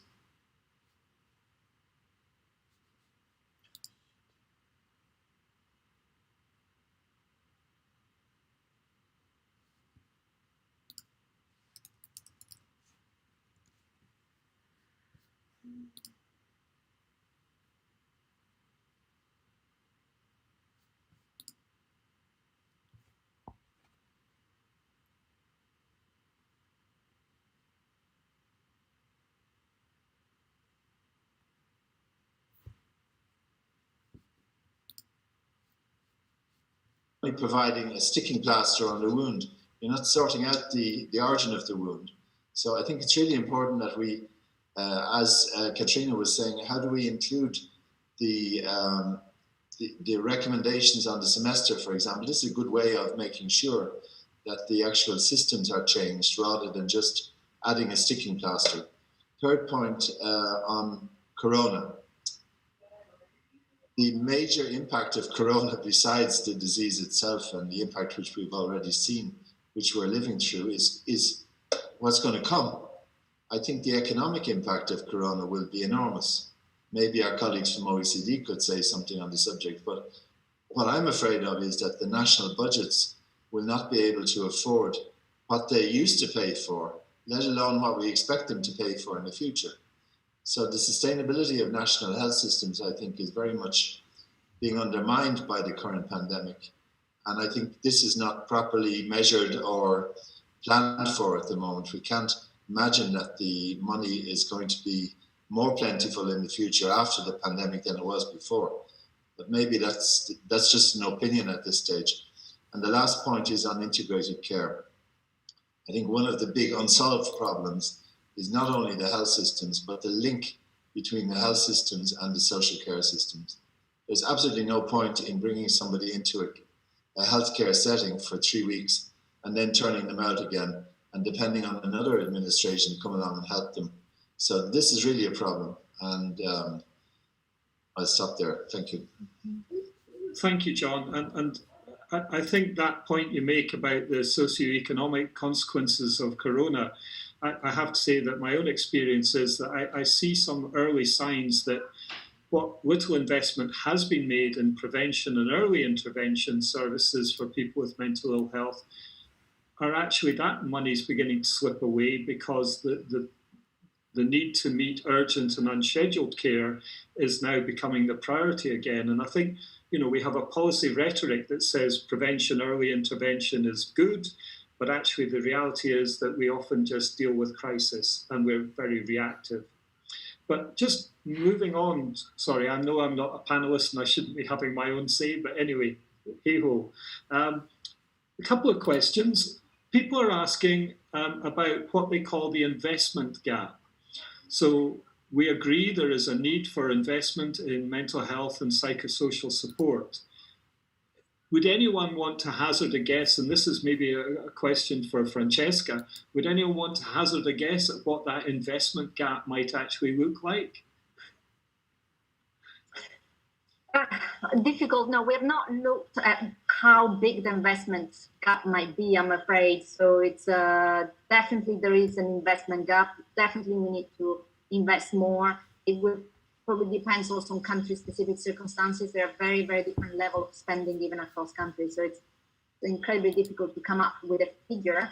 It might be even misleading because some countries may need much more and others may need less. This is a point. I mean, it's probably, give me ideas. It could be something that could be worked on. I mean, there is definitely an issue in the current context. And I very much agree with what John was saying. I mean, we'll be facing very tight budgetary circumstances and very difficult circumstances. The impact of coronavirus on the economic growth and on GDP has already been significant. I think by the end of the year for the OECD area, it's going to be a reduction is 4.5% of GDP, but higher in some countries, less in others. And there's huge uncertainties for the future as well. So money will certainly be tighter. And I think the questions then will be where the investment should be best targeted. And I would certainly suggest that investments in the prevention aspects, that seems to be very much where the money is cut first. That's what happens during the previous economic crisis. The investment on prevention across the board was cut.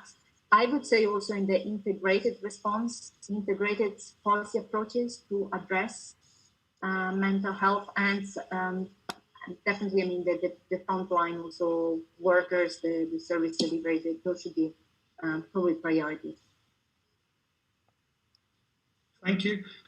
Anyone else want to pick up on that one in terms of investment? Maria, I don't know whether you think there are powers within the European Parliament to point investment in that direction or to increase investment?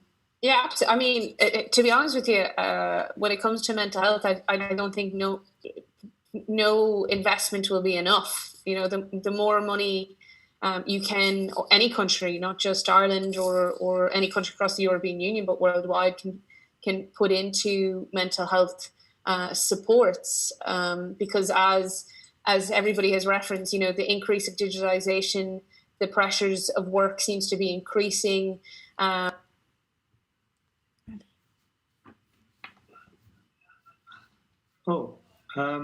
We seem to... Have you got me now? Yes, we've got you again. Thanks. And I was just on a roll there. Apologies, but down to the very simplistic ways one used to live and the implications of what 2020 looks like. This is even pre-COVID. I don't think we're enough. I'd be interested myself actually to figure out investment gap, and perhaps whoever has asked that question, Nigel, you might happy to put my email into the chat box, and we have a wonderful research unit here in the Parliament that I can ask that question and see where it is. But when you look at the GDP and what's spent in reaction care of mental health, that gives you a pretty good indicator. I think it's about, and maybe John, I'm naming and shaming my other Irishman to help me out on this one. But for what it was, I remember last year was 4% GDP spent on reaction care. So when you think of that, then can you imagine what investment gap is within that to protect citizens?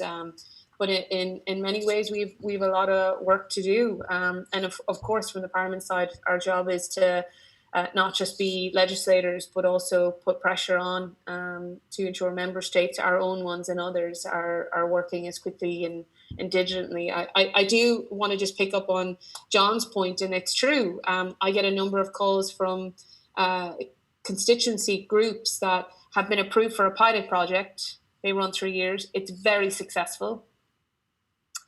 They have to go on a hope and a prayer to get another 2 years or 3 years of investment just to continue on their work, and then fall short. So I believe it was Katarina had said, we have so many great programs. I think you'd said 6 different instruments. And then on the pilot projects, we have, probably thousands across the European Union that are doing tremendous work and then unfortunately fall short. So you might have someone who's using, particularly young people, might start using community mental health support services in their first year of high school. And then that program, by the time they leave high school, is finished, evaporated. But then they're still transitioning into other parts of life, be it their first job or their first third level experience, a relationship could break down, their own orientation, that conversation on LGBTQI rights. They might come from a new family that's coming in to the European Union, so might be under asylum status, and they still have a lot of work to do, and then you have a pilot project that just evaporates. Nigel, I've gone on another rant, so I'm going to mind my P's and Q's and just say anything, and I'll pop my email into the chat box. So if there is that specific question or an investment, I'll certainly look into it. Thank you. Okay, and we're running out of time now, but I think, John, you wanted to come in, and I also have a question, John, that's been asked specifically for you about whether there are any plans to update the current EU framework on mental health and well-being, given the new realities as the questioner has described it. So we can take your earlier point, John, but maybe also address that question as well. Just one question on the investment gap. I think it's not just an investment gap per se, but it's also the inequalities gap, which is a concern. If you look at the link which I sent around there on the health information data, one of the worst elements that you'll see if you look at that is the huge divide between the member states. We're living in a very unequal Europe. Unequal for cancer, unequal for mental health, unequal for everything you might like to think of. You can look through the indicators there, it's unbelievable. You have 10 years difference sometimes in life expectancy between one member state and another. Now, of course, some of those reasons, the reasons for some of those differences are perfectly logical if you consider age gaps, for example. If you have a member state where the age level is higher than another, and no doubt Francesca could explain better than me. But the point is that there are these inequalities there, and I think I would be concerned that rather than making the gap bigger and making things better for those who are best off, we should also focus and see which are the interventions which we could target on those populations which are the worst off. That would really be important for, I think, having a more just approach to Europe. Secondly, on updating the framework, the Commission is very open to updating the framework, but I think the first step in any of this would be to evaluate where the old one has gone, because I just don't want to develop a new piece of paper before we see what the shortcomings of the former approach have been. So I have nothing against, as I say, developing a new framework, but let's see and have a collective reflection first on how the old one did, And I think that point about inequalities is a very important one, and it could open up a whole other discussion. And I think that notion that we actually, I think in our haste to implement things, we sometimes take a very universal approach to a lot of things. And we know that in many cases simply increases the inequalities gap. And I absolutely agree with you that notion of having a targeted approach where we can make the most difference most effectively and most quickly would be the sort of mantra I would take. Just We have, I think, about 1 minute left. There was another question about about data and the fact that data measurement is inconsistent across Europe. We have different methodologies, we have different approaches. How do we know we're all counting or measuring the same things?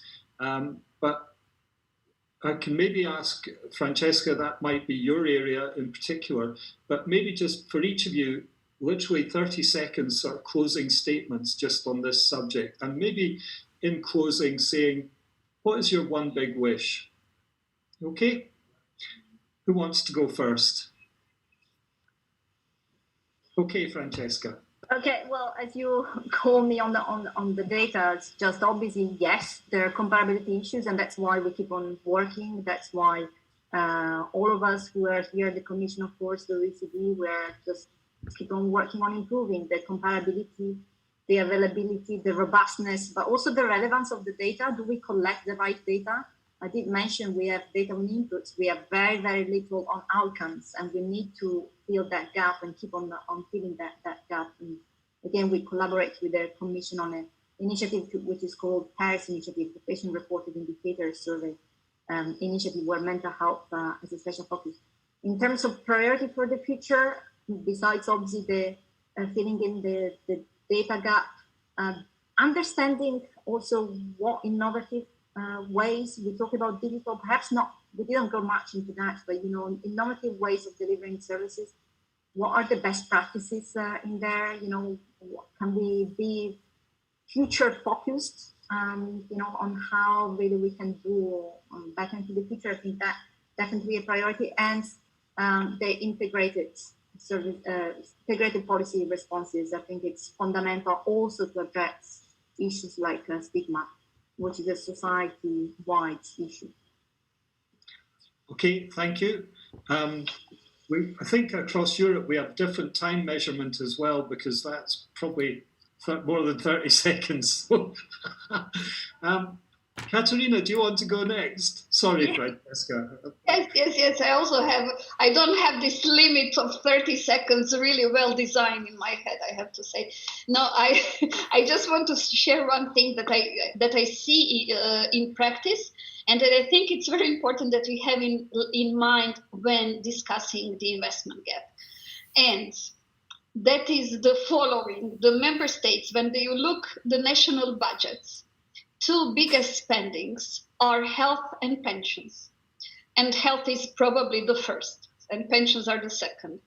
So what I see in communication with the member states, and I have 8 member states that I follow, is that all the health investments are still seen largely as health spendings. And maybe because of really lack of data, that we would show how the mental health spending is really a mental health investment. I think until we manage to switch this paradigm, we will be running in the circles, because indeed it will always be a huge burden. And where it needs to be implemented in the member states, in the local level, with the owners of hospitals, clinics, and whatever else. So I think there is a huge work for all of us, and especially the research community, to try to put together the longer term impact of mental health investments, that we can show, and we can clearly show, what does it mean in 5 years' time, or 6 years' time, or 10 years' time? How does it reflect to the pensions? How does it reflect on the pension gap, if we want to discuss about it? Because we can analyze from the beginning of employment throughout the labor market career of a person, and then how it reflects towards the pension gap. I think then maybe we could have a chance really of putting it more on the agenda. And I don't know, John, if you agree with my small observation, but I still see, and this is not only for the mental health, this is also for all the investment in services, and what we truly believe in EMPL, that distributional impact assessment should be something that everybody embrace and that everybody does. And I think this is extremely important for all of us, who are trying to fight for the social agenda to be really high on the agenda of different policies. Okay, thank you very much. John, and then Maria, I'll come to you as well, just to finish off. And we are really up against the clock now, I'm afraid. So I have just 3 words to inspire our listeners. First of all, respect. Secondly, stigma. And thirdly, rights. And I think we've been talking about investment, health systems, but it's a human problem. If we get rights for mental health sufferers, if we get something done about stigma, and if we ensure respect for people suffering from mental health, a lot of the problems we've been discussing will disappear. And that's what we should be talking about, I think, later on. So, thank you. Thank you very much, John. Thank you. And Maria. Yeah, and just to piggyback off John's fabulous words there, I agree. You asked in terms of 30 seconds of what utopia would look like within the mental health space. For me, it would be investment in proactive care, so supporting people through transition periods, particularly our younger generation. So when they hit 50, 60, 70 years of age, the understanding of their own mental health space is one of positivity, and we talk about good mental health then. And then finally, utopia for me is if any person, regardless of age, orientation, creed, color, can get out of bed in the morning, and if they don't feel 100% themselves mentally, physically, they have within a short space, be it online or physically within their community, they have somewhere to go, and they have immediate support versus long delays, lack of infrastructure, and just not the awareness of what's around them, and equally the awareness from political leaders, policy creators, that we're missing those that most need it. That's for me. Thank you. Thank you all very much. I'm just going to give you a wee virtual round of applause there. And so thank you for your contributions. And we could probably have spent another hour or 2 hours with this conversation.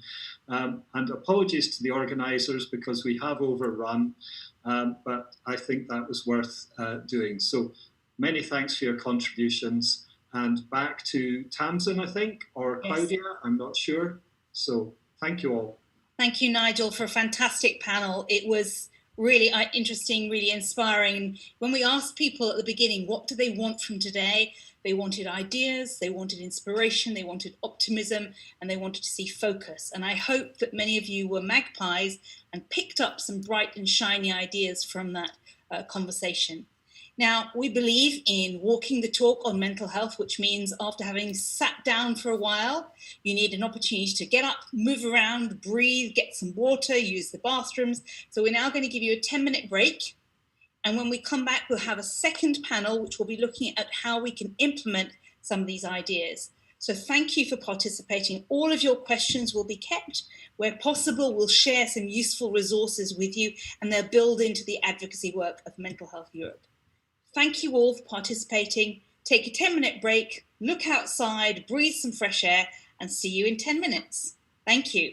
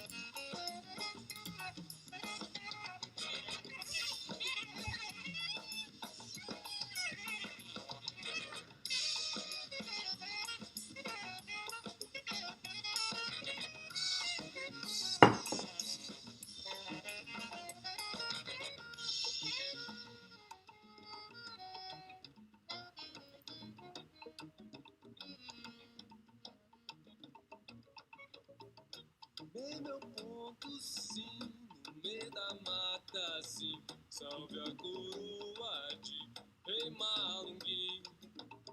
E bem meu ponto sim, no meio da mata assim, salve a coroa de Rei Malunguinho.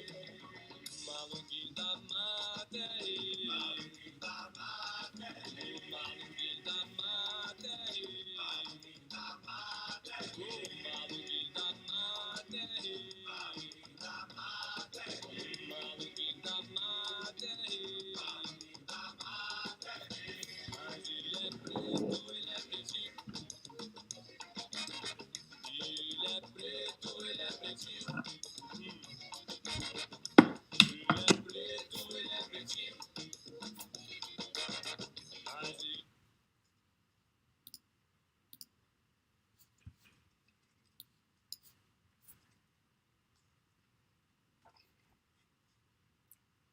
Hello, everybody, and welcome back.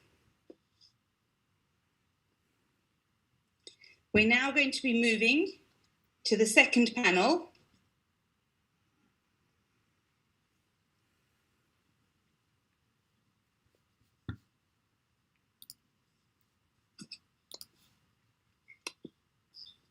And the second panel this morning of our session is going to be looking at how to implement strategies and achieve change. The first session highlighted the huge impact of COVID on our societies, where mental health was already an area that was under-resourced and under-dealt with. And we heard about the political priorities put forward at WHO level and also at the European Union level. We heard about the different funds and the different mechanisms, the policy initiatives, and now we're going to be looking more practically at what can be implemented at different levels. And this next session is going to be chaired by Jan Pfeiffer, the Senior Policy Advisor for Mental Health Europe. I pass the floor to you, Jan. Good morning, everybody. I think it was already mentioned that there is a lot of policies and papers, but the question is how the reality really change. The Mental Health Europe made the research mapping and understanding exclusion in Europe issued 2018, and it was really not so optimistic because the most of the countries still rely on the hospital institutional care, and very few countries really managed to have a robust community care and implementing the human rights of people with mental health problems. I'm privileged to welcome three panelists. Caroline Wiemens from Federal Republic Health Service in Belgium, from the team which is responsible for mental health care reform. Veronika Niemi, Director General, Ministry of Social Affairs and Health in Finland, and Martin Rogan, Mental Health Ireland Chief Executive Ireland. It means we have two persons from the governmental level, one person from NGO. I don't know if you want to, Caroline, Mikko and Martin, do you want to a little bit introduce yourself to tell a little bit more what you are doing? Caroline, are you on? I'm on.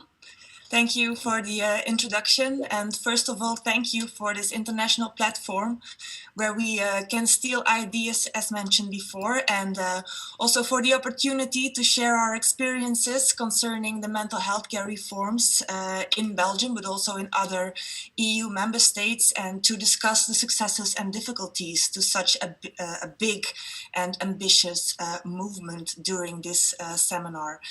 My name is indeed Caroline Weemaas, and I'm Assistant Federal Coordinator of the Mental Health Care Reforms in Belgium. So let me start mentioning that in 2020, Belgium celebrates its 10-year anniversary of the mental health care reforms in Belgium. So the reform initially started in 2010 as a response to the call for action of the World Health Organization to organize mental health according to a community-oriented model based on the needs of the population. So at that time, to be honest, Belgium had one of the highest percentages of psychiatric beds in Europe, even a global top 3 ranking, I think. So a real indication that Belgian mental health care was mainly based on a dated model of institutionalized and specialized care. So this important observation encouraged all levels of government in Belgium, and there are quite some governmental levels in Belgium, to combine forces and aim to restructure the mental health services into a network of care that can be addressed by every individual in Belgium who has a psychological vulnerability, and that can support every patient's need to recovery. So this required a profound integrated collaboration on the vertical governmental levels, as well as a horizontal integrated collaboration of all sectors in welfare and healthcare, general health, but also mental health, with the explicit participation of experts by experience. This is a very important pillar for us. So today we are busy for 10 years, but we are convinced that it is really a continuous pursuit to optimal mental health care, and therefore never finished. Myself, I worked on a regional basis in the beginning of the reform. I didn't work for the government yet at that point. I worked as the implementer in the region of Antwerp for the reform of adults. As today, since a couple of years, I am coordinating the reform for children and adolescents in the Flemish part and the Brussels part of Belgium for the federal government public health. Your mic is off, Jan. We can't hear you.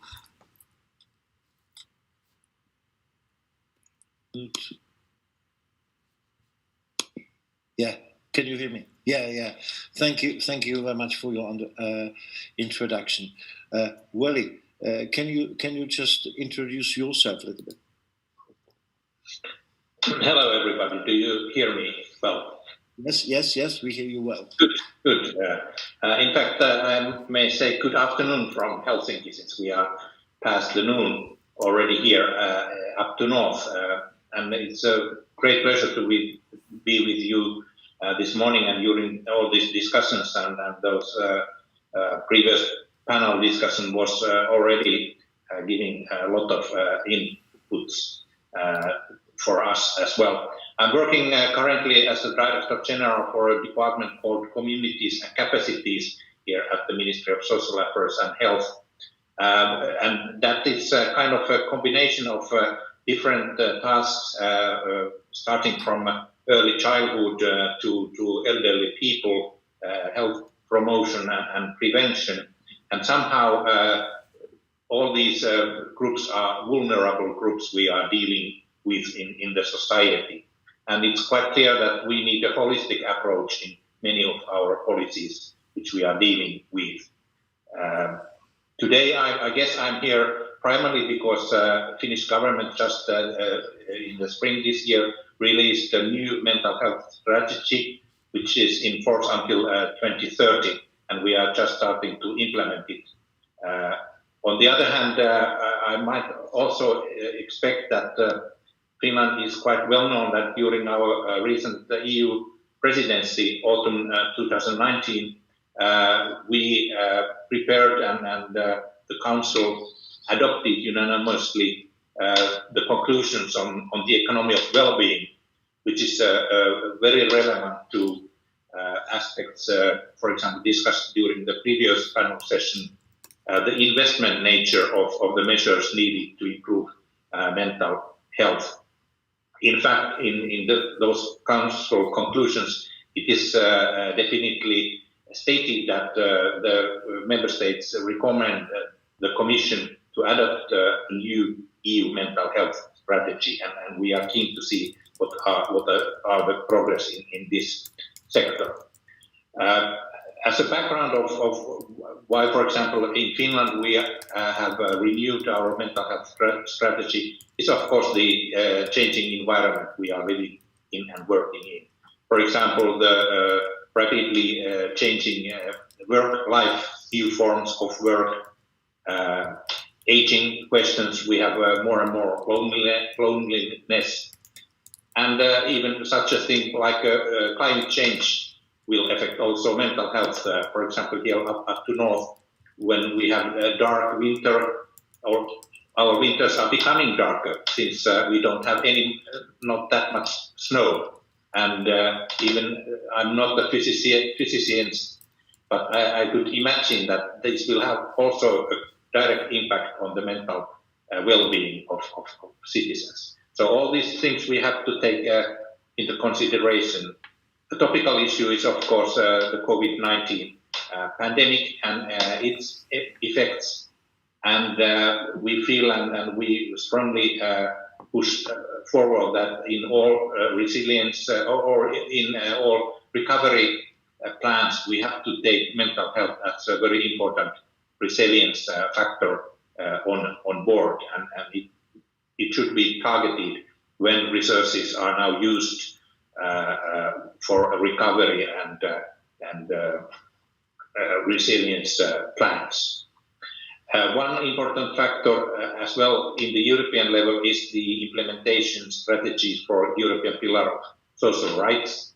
We believe that that's one element we can also take mental health into consideration.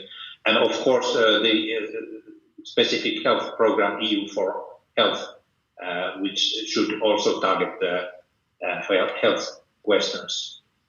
I think this is a kind of introductory remarks I would like to say at this occasion. Thank you. Thank you very much.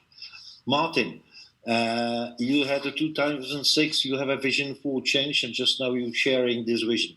Can you tell us a little bit more about yourself, what you are working at this situation in Ireland? And just to reorientate, you're back in morning time here in Dublin in Ireland, and it's quite sunny here today.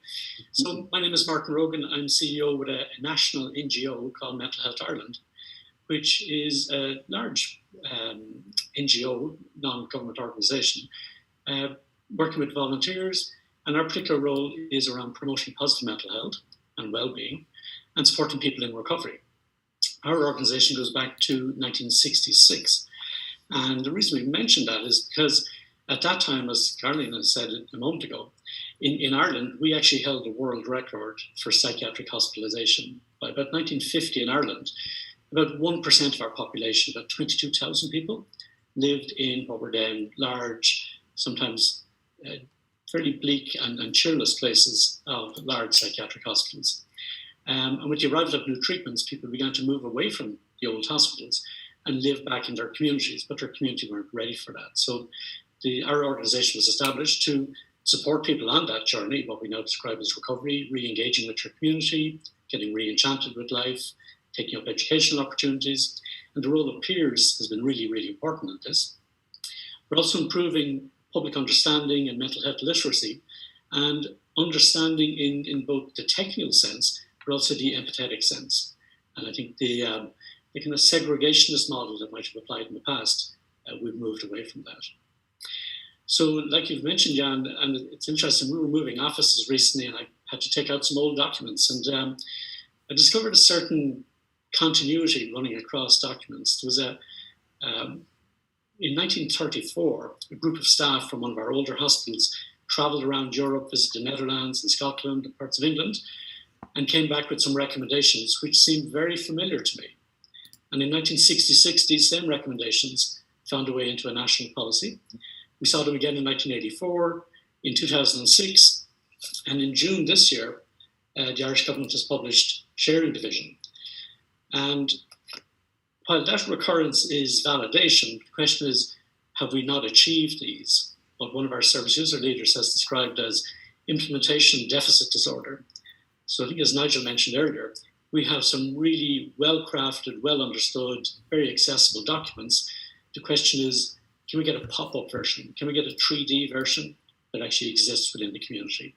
And we would see our role as an NGO as bringing a positive force out, being a pragmatic partner to bring these concepts and ideas into reality. And in fairness, I think a lot of progress has been made, but there are certainly still some significant challenges out there. What's a little bit different about this policy than its predecessor really cast itself as a reform of a mental health service. And that was the parameter of its thinking. It addressed itself, it was written almost like Abraham Lincoln might say, for the professional, by the professional, to the professional. And these were the authors and the audience. And it was really about recasting the existing resource and repurposing it in a more modern format. The subtext of this document is a mental health policy for everyone. And it's much more inclusive of other government departments, the individual, the family member. And in its construct, and it's very important from the outset, that it was absolutely co-produced. Instead of seeking submissions from the usual suspects, the group came together and had a series of town hall and listing meetings. Over 1,200 people attended. And some of the professional bodies, indeed some of the vested interests, were unhappy with this methodology. They felt they wanted to have private session and have preferential access. And some even threatened not to participate and to actually stifle the implementation. And thankfully, the authors withstood that type of pressure and said, we want to hear all voices equally, and they will all be measured. It's not about abandoning expertise, but it's about understanding where that expertise is taking us and what's the public mandate for this policy. So we're at an exciting time. One of the things we're a little bit cautious about when we see mental health policy being published in Ireland is the last 3 policies immediately heralded an extraordinary economic collapse. So if I was a stockbroker, I would keep an eye on the Irish government's plans to publish mental health policy.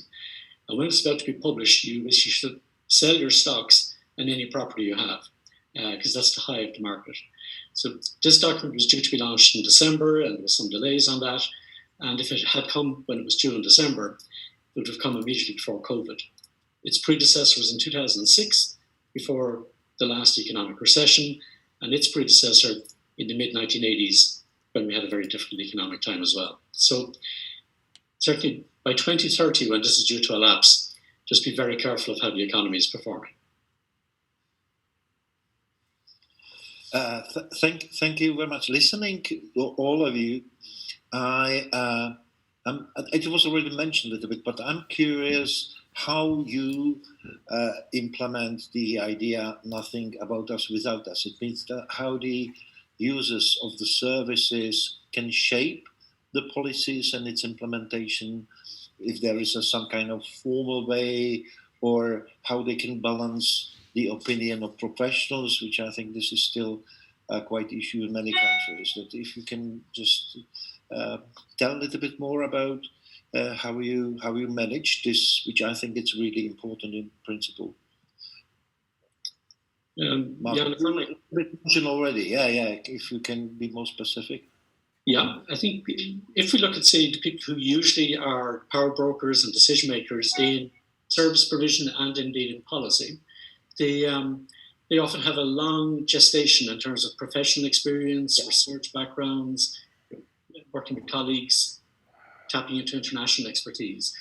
The approach we took in Ireland over about a 20-year period, and we were latecomers to this party, was to work directly with service users to build capacity in terms of academic programs, introducing trialogue, where service users, family members, and professionals met as peers, and developed courses in our third level institutions, and a huge mobilization and a big investment in recovery colleges, in peer advocacy, and in professional roles.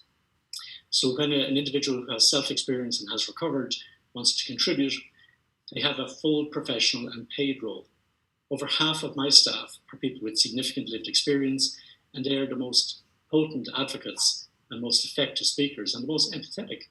And they bring a reality check to all of their work as well. So there's an immediacy and an urgency there. So it's like you need to implement as if your life depends on it. And people say, my life does depend on it. My family's income depends on it. Our livelihood depends on it. And my quality of life and my community living depends on it. It's almost impossible to compete with that level of urgency, no matter how passionate or committed you might be. Yeah. Okay. Can the others maybe comment, Caroline, if what in Belgium, how you, if there is some, yeah. Well, the role of experts by experience is without any doubt a key role in the creation of the strategy and the design and implementation of the reforms in Belgium. As ambassadors for a decent user and family policy, their involvement and participation as an equal partner is not just a recommendation, but a necessity, and at all decision-making levels. They are an important, if not the most important, stakeholder and conversational partner in the development, implementation, evaluation, and adjustment of the mental health care reforms in Belgium. But for this, of course, we have to train, support, and coach them, their representatives, so they can enable effective participation. So the Belgian government invests in a global training plan to accompany the reform and the inherent change of culture that this movement brings. And the training program is also addressed to user and family representatives. In some modules, they are the trainee, and in other modules, they are the trainer, depending on the subject. So they are included in our reform, in our mental health care policy as an equal partner besides the professional care providers. Thank you. Yeah, that's great. I think this is a big change which you can see in the last decades.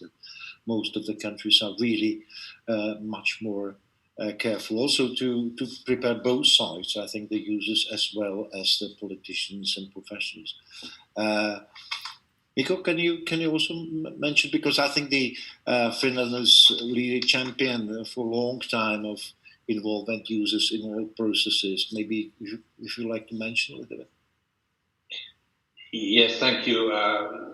You are very right. In Finland, we respect very much and we rely very much on NGOs in social and healthcare. In fact, we are financing at the level of 350 million euros per year. Normally, our organized NGOs in this field. So they play a very crucial role in providing, for example, mental health services and preventive issues. In connection with this new mental health strategy, we have launched an additional 60 million euros for NGOs and municipalities who are currently responsible for organizing services, healthcare services in Finland. So there is quite amount of funding.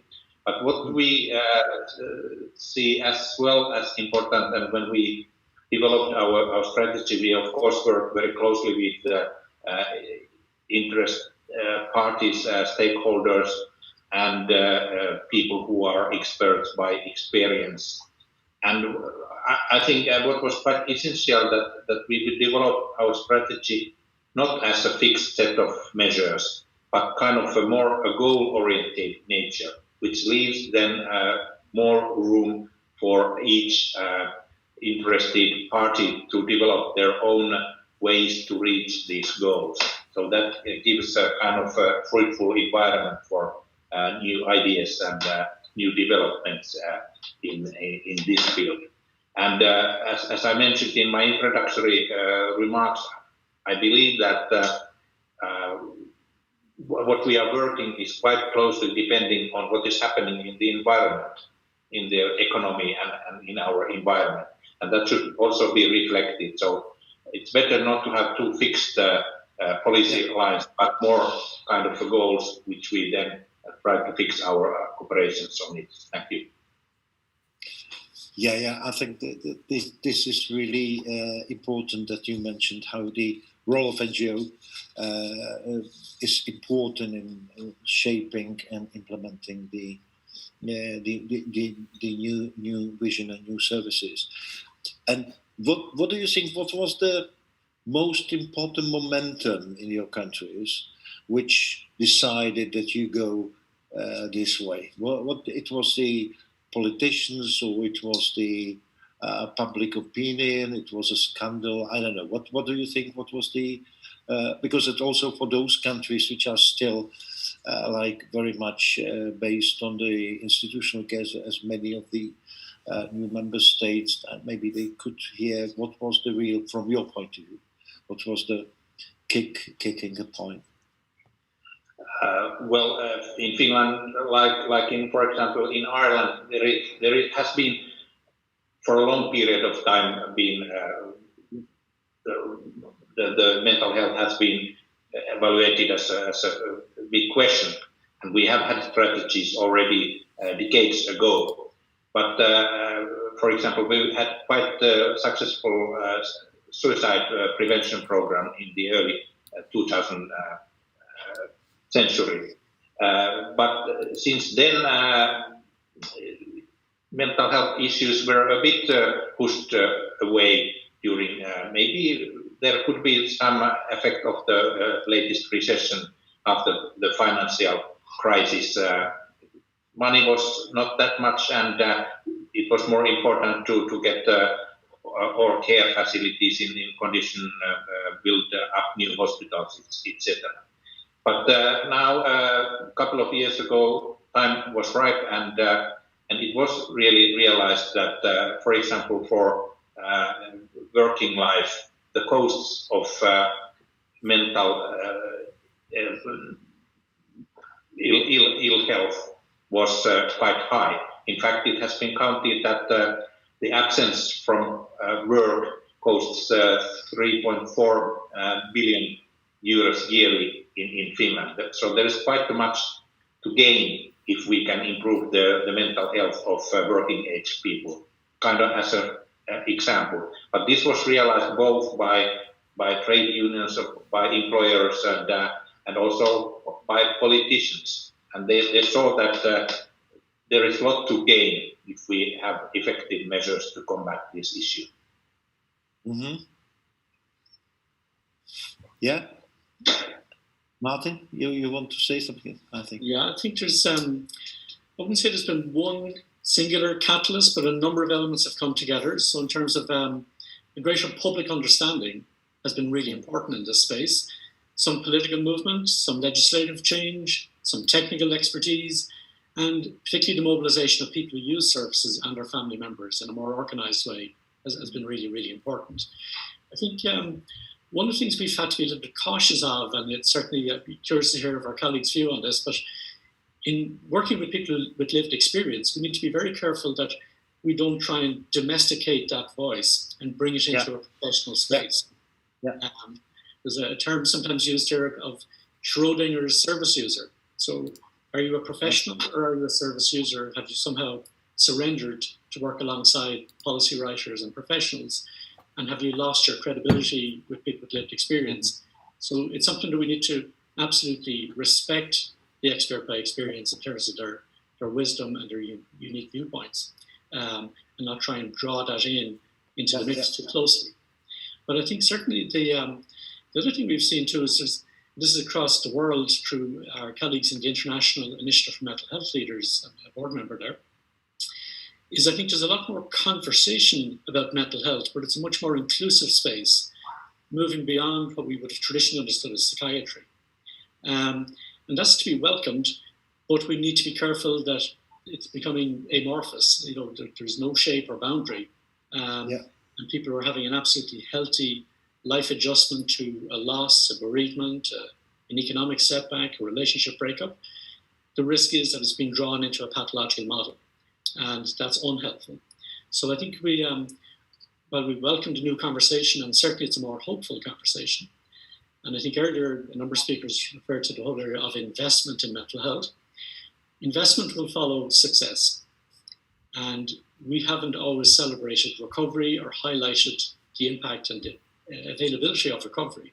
So the public have been a little bit skeptical about making further investment when they weren't sure were they getting a return on that, and were people actually taking up lives within their community, within education, and indeed within employment. So it's really important that we highlight our successes without airbrushing some of the significant challenges.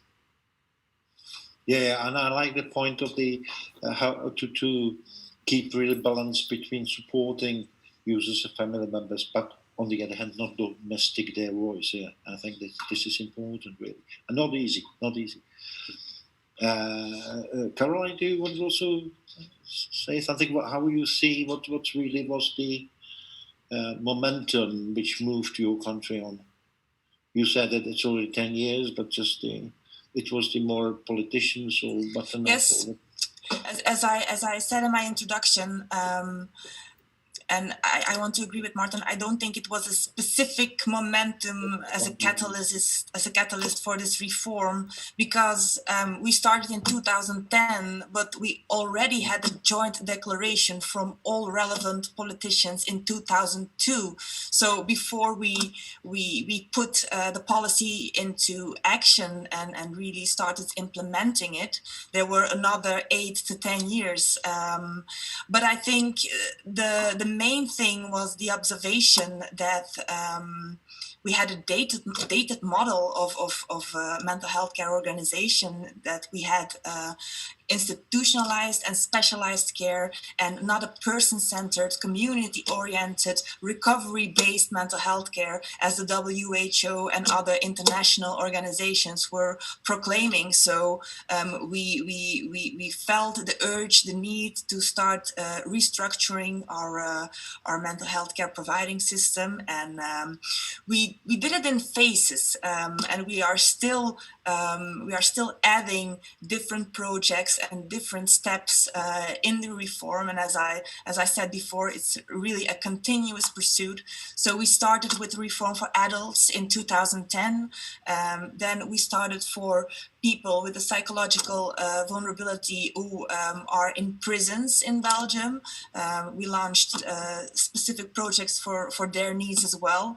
In 2015, then we we started the reform for children and adolescents, and from today and for the future, we are preparing to add the specific activities and interventions for the elderly people in Belgium. So it's really a global reform, and it takes time also to shift minds on every level in our society, not only the mental health care system, but also all other relevant societal domains.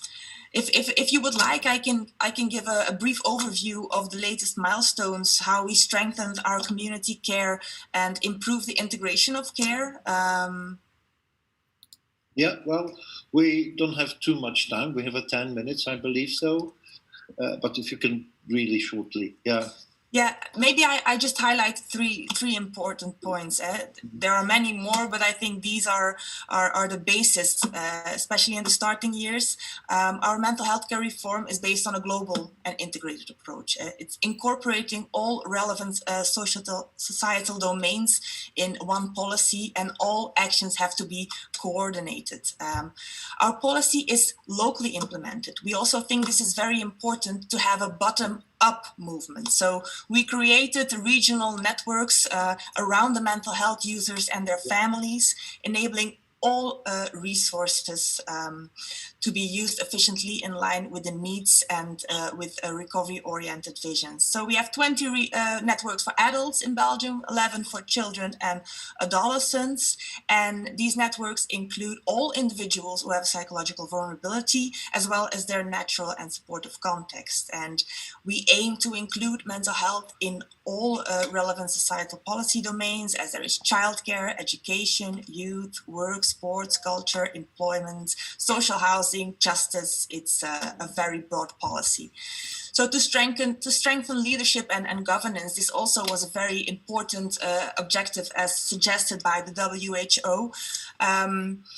The Belgian government is investing in a new sort of function we call the network coordinator, and the network coordinator is mandated by a steering committee of the regional network or the network committee, whatever you want to call it, to support and facilitate the development of the network and to put in practice the global and integrated policy as defined by the government. So the steering committee, this is very important, has a balanced composition with representatives from relevant policy domains such as general health, like general practitioners, pediatricians, emergency services, the welfare sector, but also the other societal domains as mentioned before. And so these regional network have care-related and organizational assignments to 5 types of mental health care activities, from prevention to specific residential facilities.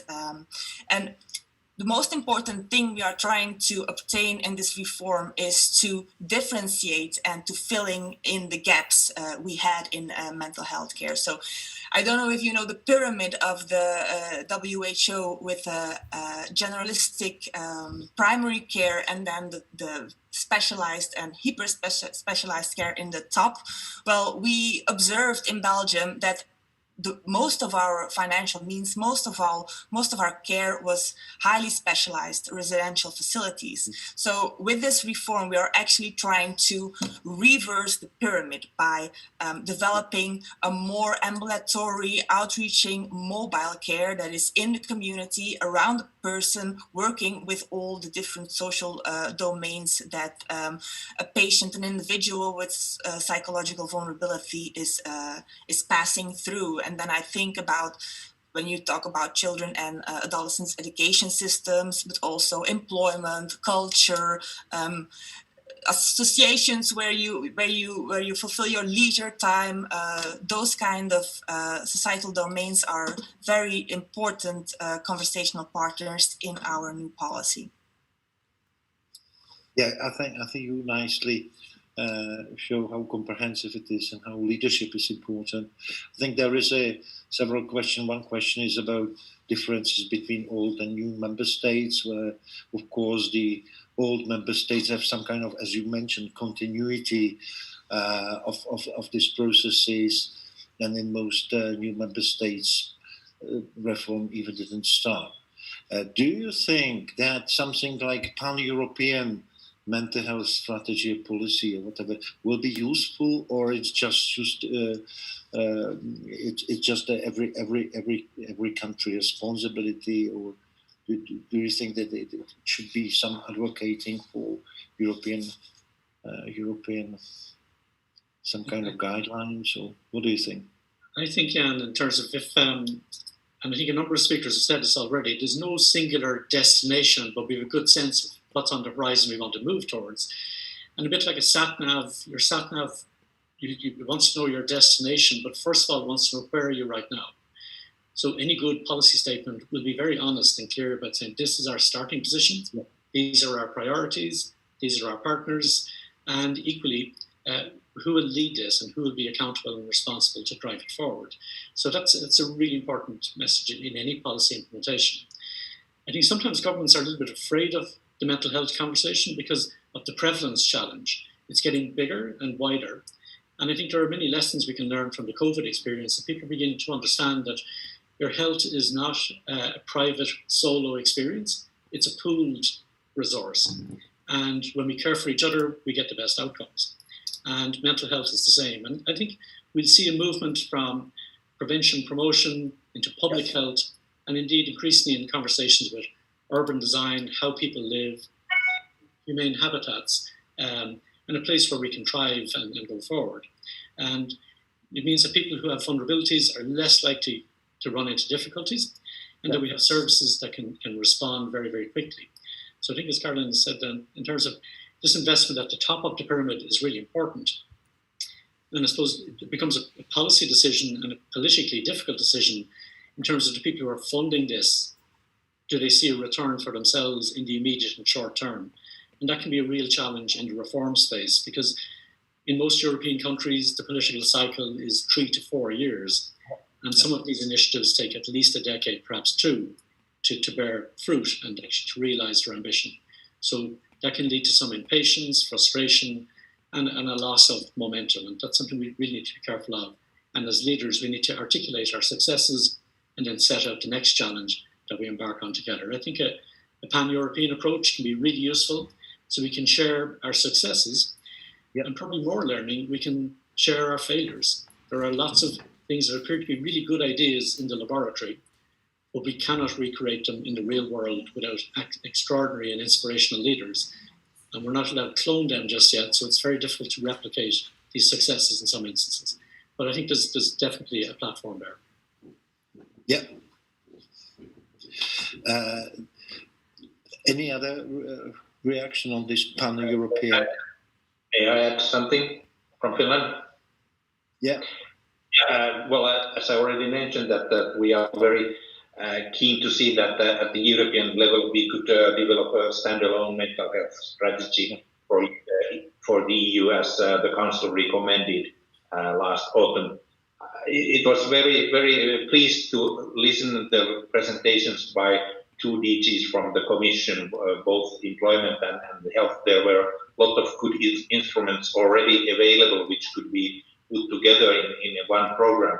But in addition, we need also other people, other services to be involved to get a really holistic approach which mental health issues really need. We need collaboration between different policy areas like health, social protection, employment, gender equality, non-discrimination, competitiveness, environment, and education. So it's a whole of government approach, and the EU, the Commission, and with member states could really put this in a holistic way forward and give a real importance to this issue. So we are really advocating for a EU mental health strategy.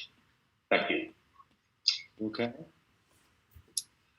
Caroline, do you want to? Yeah, I want to. I think that Martin already covered important elements. I think dialogue on every level is very important, also within the European community, to learn from one another, to inspire one another, because this is what we learned in Belgium. It asks some good debate and to get to make yourself clear why things are working, not working. This also was a very important exercise within our national policy. We had debates with all stakeholders on the field to discuss the strategy, the successes, the difficulties, and to take their feedback and considerations into account. So it's a bottom-up movement, but with the European community, we can exchange ideas, strategies, and inspire. Yeah. I think it can be very encouraging for people working at a local level to meet with peers who can problem solve together, propose ideas, and even just to get the moral support associated with that. And I think the keeping it, a local urgency about our work is so important, because we're all at different starting positions and the needs are quite unique in different areas. We've again seen this with COVID. It's presented itself very differently in different communities. So I suppose in the mental health space, we have to avoid a dermatological approach. In dermatology, they say there's 8 conditions and 2 creams. I think we need to have a lot more than 2 creams, and we need to have an array of choices and tools that can be used in different contexts. And there's some really interesting initiatives coming out of Philadelphia and New York, like Thrive, where they partner with local educators, law enforcement, prison services, the whole spectrum of arts, civic life, etc. And there's many willing partners who want to be part of the mental health conversation while continuing to do their own work. And with small little bit of guidance and a bit of interchange, it's very important that we approach this in a learning stance from our own point of view, so that we avoid a segregationist approach. I'm very conscious that psychiatrists, before they were called psychiatrists, were called alienists, because the individual had become alienated and lost to their community. And we need to be very careful that our interventions don't compound that sense of alienation or to remove people from their natural habitat. So where we can treat people in their own space, at their own pace and at their own time, and where the decision-making stays with the individual and the responsibilities that go with that, we get much more successful outcomes. Yeah, we are. Thank you very much. I think we are already running out of time, but just we started a little bit late. Maybe can I ask you, as the final question, do you have on mind at least one recommendation, maybe for Mental Health Europe, what we could do to facilitate these processes as the one of the European-wide organization? Can you give us one recommendation or one idea what on that level we can do more for that the processes go on? Anything? Just do you have any ideas? I think if you could create a conduit for a conversation in the first instance, and then select from the array of things that we know work. In the wider healthcare environment, we know that about 14% of current activity is evidence-based. We also know that if we find a solution to depression, it'll take about 14 years for half of the population to get access to this new breakthrough therapy, understanding, treatment, etc. I'm a bit impatient. I don't have another 14 years left in my career. So I think if we could create a platform to accelerate some of these ideas, use one and see how successful we are at introducing that model into each of our own contexts, I think that could be a really powerful bond and really impactful. Thanks. I think that's perfect. Caroline or Mikko, do you have any ideas? What's some recommendation? I would have one quite old recommendation, which Finland has also been advocating, and this is health in all policies. So to remind that most of the mental health is not done in health sector, it's done in all the other sectors, and we need to be active there as well. Thank you. Okay, and to strengthen maybe the role of the mental health in this field. And Caroline, do you have any Any recommendation for us? What do you think? What is missing, or what could be more strengths on the European level? I think strengthening leadership, governance, making the responsibility for decent, effective mental health care providing system, common, joint responsibility in the vision of mental health in all policies, public mental health. Everybody is responsible for the mental health of European citizens. It's not only the Minister of Public Health, it's all the other ministers of all the other public societal domains that have to accord to this person-centered, community-oriented and recovery-oriented vision in mental health care. So this will be very important. Yeah. Thank you very much. I think this is a great, final conclusion. Yeah, that we need more sharing, platform, support the leadership, especially those countries where this process is only starting, and that I think that we can be more active. I think. Thank you very much. Thank you very much, all of you. I believe that we have to finish. Isn't it? Yes. Thank you very much, Jan, for a fantastic panel. Very lively. I learned many new things in that, and it was very inspiring to hear from the three countries, from Belgium, from Ireland and Finland, how you transformed your approach to mental health away from institutions and towards more community-based activities.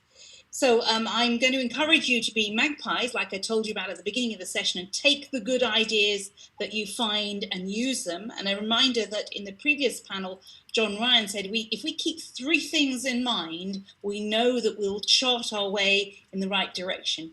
If we recognize the rights of individuals and their rights of access to good mental health and to have the services and the environment that allows them to thrive, we will tackle the stigma.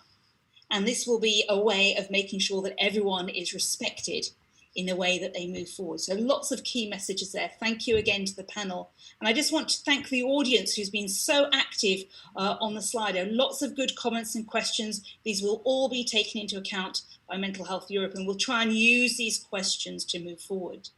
I'd now like to pass the floor to another member of the European Parliament, to Alvina Alamezza, to give us her viewpoints. Alvina.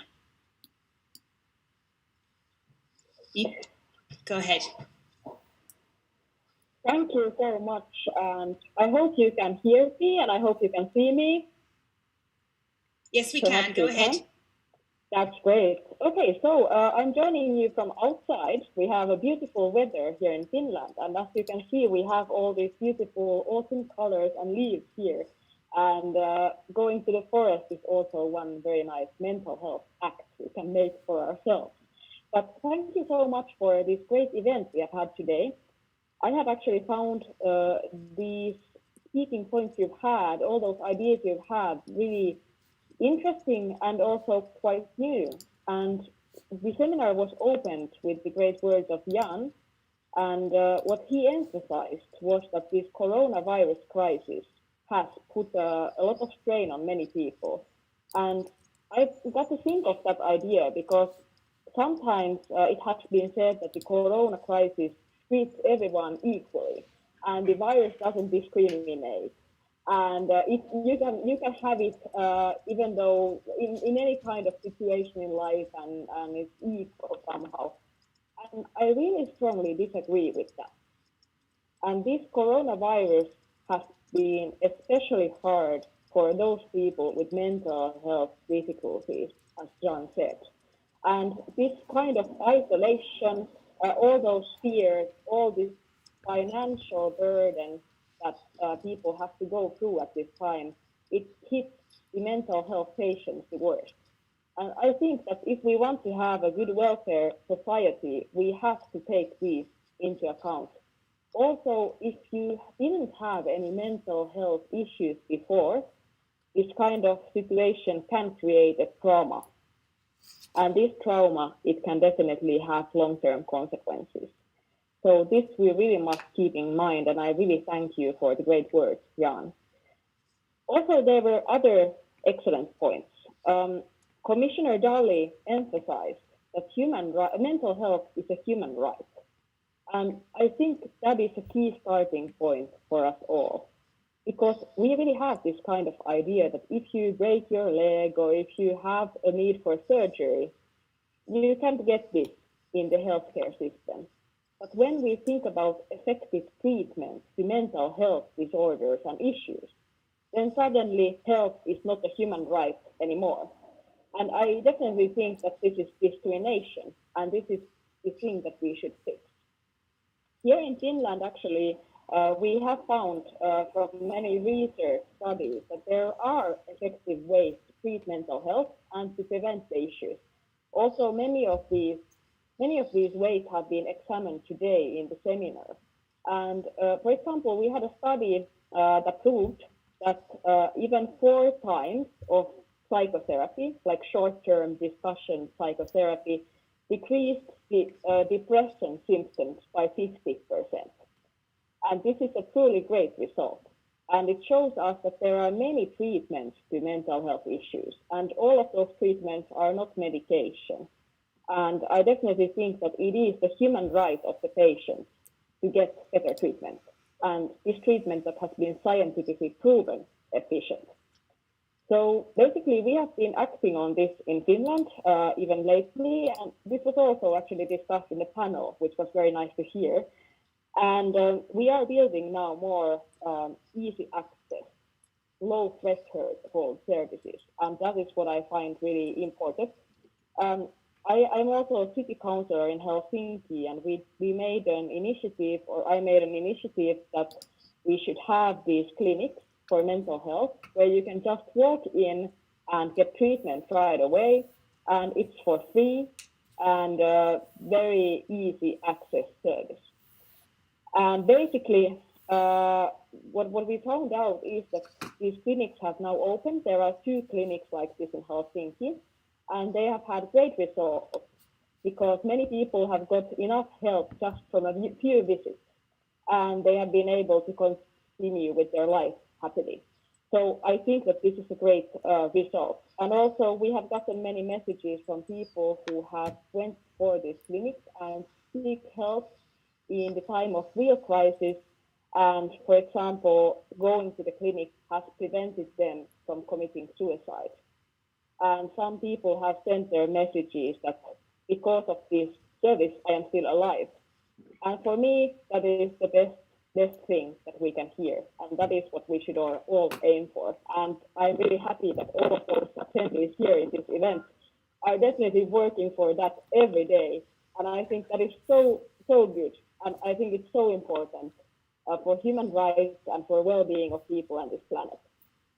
Also, for me, it's personally important because, as some of you know, I was in school at 15-year-old when we had a school shooting. And it was already 10 years ago. And at that point, when I was young, I got severe mental health issues after the shooting because I survived from it physically. My friend was shot to death, and I had a lot of grief. And even though I got out of the school physically, I didn't really get out of there mentally, and had a lot of issues with sleeping and had a lot of issues with well-being. And at that point, I really noticed that me and my friends, we would have needed better services. And I think that at this point, we should work that every young person, a child, has those good services and is not left alone and not left behind. Definitely, what I find also important during this event was that Commissioner Dalli said that mental health has to be a strong part of the disability strategy. And I definitely believe this myself. Even though we have the coronavirus situation, which is of course a big burden for the health sector in EU, I really think that we have to take care of mental health and also put more resources to mental health research, projects, and all this kind of work that Mental Health Europe does. And I find it truly significant. And as politicians, it's also our responsibility to carry this out. Some of my colleagues in the parliament sometimes have said a bit like, it's great that there are people and organizations working for mental health, but there is not really mental health problems in my country. And well, what I think is that, of course, we have a bit more mental health problems in Finland, and it's a dark country, and we have, yes, we have problems. But I think that every country in Europe has its issues. And this is really a mutual challenge. And John Ryan commented earlier that actually, if we manage to emphasize on mental health, if we put resources there, it will basically pay itself back. And it's really smart, not only because of human rights, but also of economy, because 4% of GDP is annually spent on mental health issues untreated. And I definitely think that this is a number we should look into when we think about responsible economy and when we think about how to build Europe better. This is a number that we cannot ignore. And neither can we ignore those people who are affected all the time, or those people who would just be benefiting from more positive attitude towards mental health. And as today was discussed, mental health is not only about suicide prevention or treating depression, but it's also about green areas, housing, city planning, income, basic income, all these kind of things. So yes, I think that you have done such a great day today. You have inspired everybody with your speeches. And I definitely thank Mental Health Europe for organizing this and all the other great events. Because when I attend these events, I always learn something new. And I hope we have all learned something new today from all these great speakers at the panels and in the keynotes. So for me, I thank you all for organizing and joining this event. And I really hope we can stay in touch and have the good energy to work for this very important issue. Thank you so much. Thank you very much, Arvina. And also thank you for giving us a wonderful view of the Finnish landscape behind you, the lovely blue sky and green. We miss that so much working indoors, and our minds crave that for our own well-being. So we asked you at the beginning of the session, how are you doing? And I'm going to ask you again, how are you feeling now? Because we asked you also what you expected from today, and people were looking for inspiration. They were looking for ideas to feel optimistic, to feel engaged. So let's see how we're feeling. We're going to put up the poll again on your screens and let us know in one word how you're feeling now. We're checking in with you again on World Mental Health Day to see how are you all doing. Okay, somebody said motivated. That's excellent. We hope to make you feel inspired and that you shared lots of ideas with each other. The idea is that you will be able to hear what's going on in other parts of Europe and to gain a sense of connection. We've got somebody who's feeling inspired, motivated. That's fantastic. Please feel free to share with you how you're feeling right now. At the beginning of the day, there were people who were feeling tired, who were feeling a bit slow, and here we are after a couple of hours of sharing ideas and visions. I know it's a challenge because it's so important for our well-being to be connected and have social contact. And in these COVID environment, when everything is done online, it's sometimes hard to create that sensation of community and connectedness. And I hope in the way we organized today, you had a chance to hear about that and how loneliness is being picked up as a key issue within mental health that needs to be addressed. So here we've got lovely messages, people feeling hungry, lunch is coming, I promise, reassured, connected, enjoyable, feeling empowered. This is exactly what we were hoping people would feel at the end of it. And it's why it's so worth putting the focus on mental health. So I'll leave this up on screen as people share what they're feeling. And I'm going to hand over to the Director of Mental Health Europe for our closing words on the session. Thank you all for participating. And I can see that you've got lots of messages around motivated, happy to be European, really enjoyable, optimistic. So I think this seminar really was worth organizing. Claudia, let me pass the floor to you now. Thank you. Thanks. And this morning has been extremely interesting, but also I am aware long. So I really won't keep you much longer. I just wanted to thank all our speakers for their inspiring input. our host, the Federal Public Service for Health, our moderators, our team, who has been really active and working behind the scenes, our audience, and of course also our facilitator for the day, Tamsin Rose. I just, my really closing sentence is, it is clear that now it is the time to act for mental health recovery and rights for all. We do have the tools, so let's now steer the political and economic wheel. Thank you, everybody.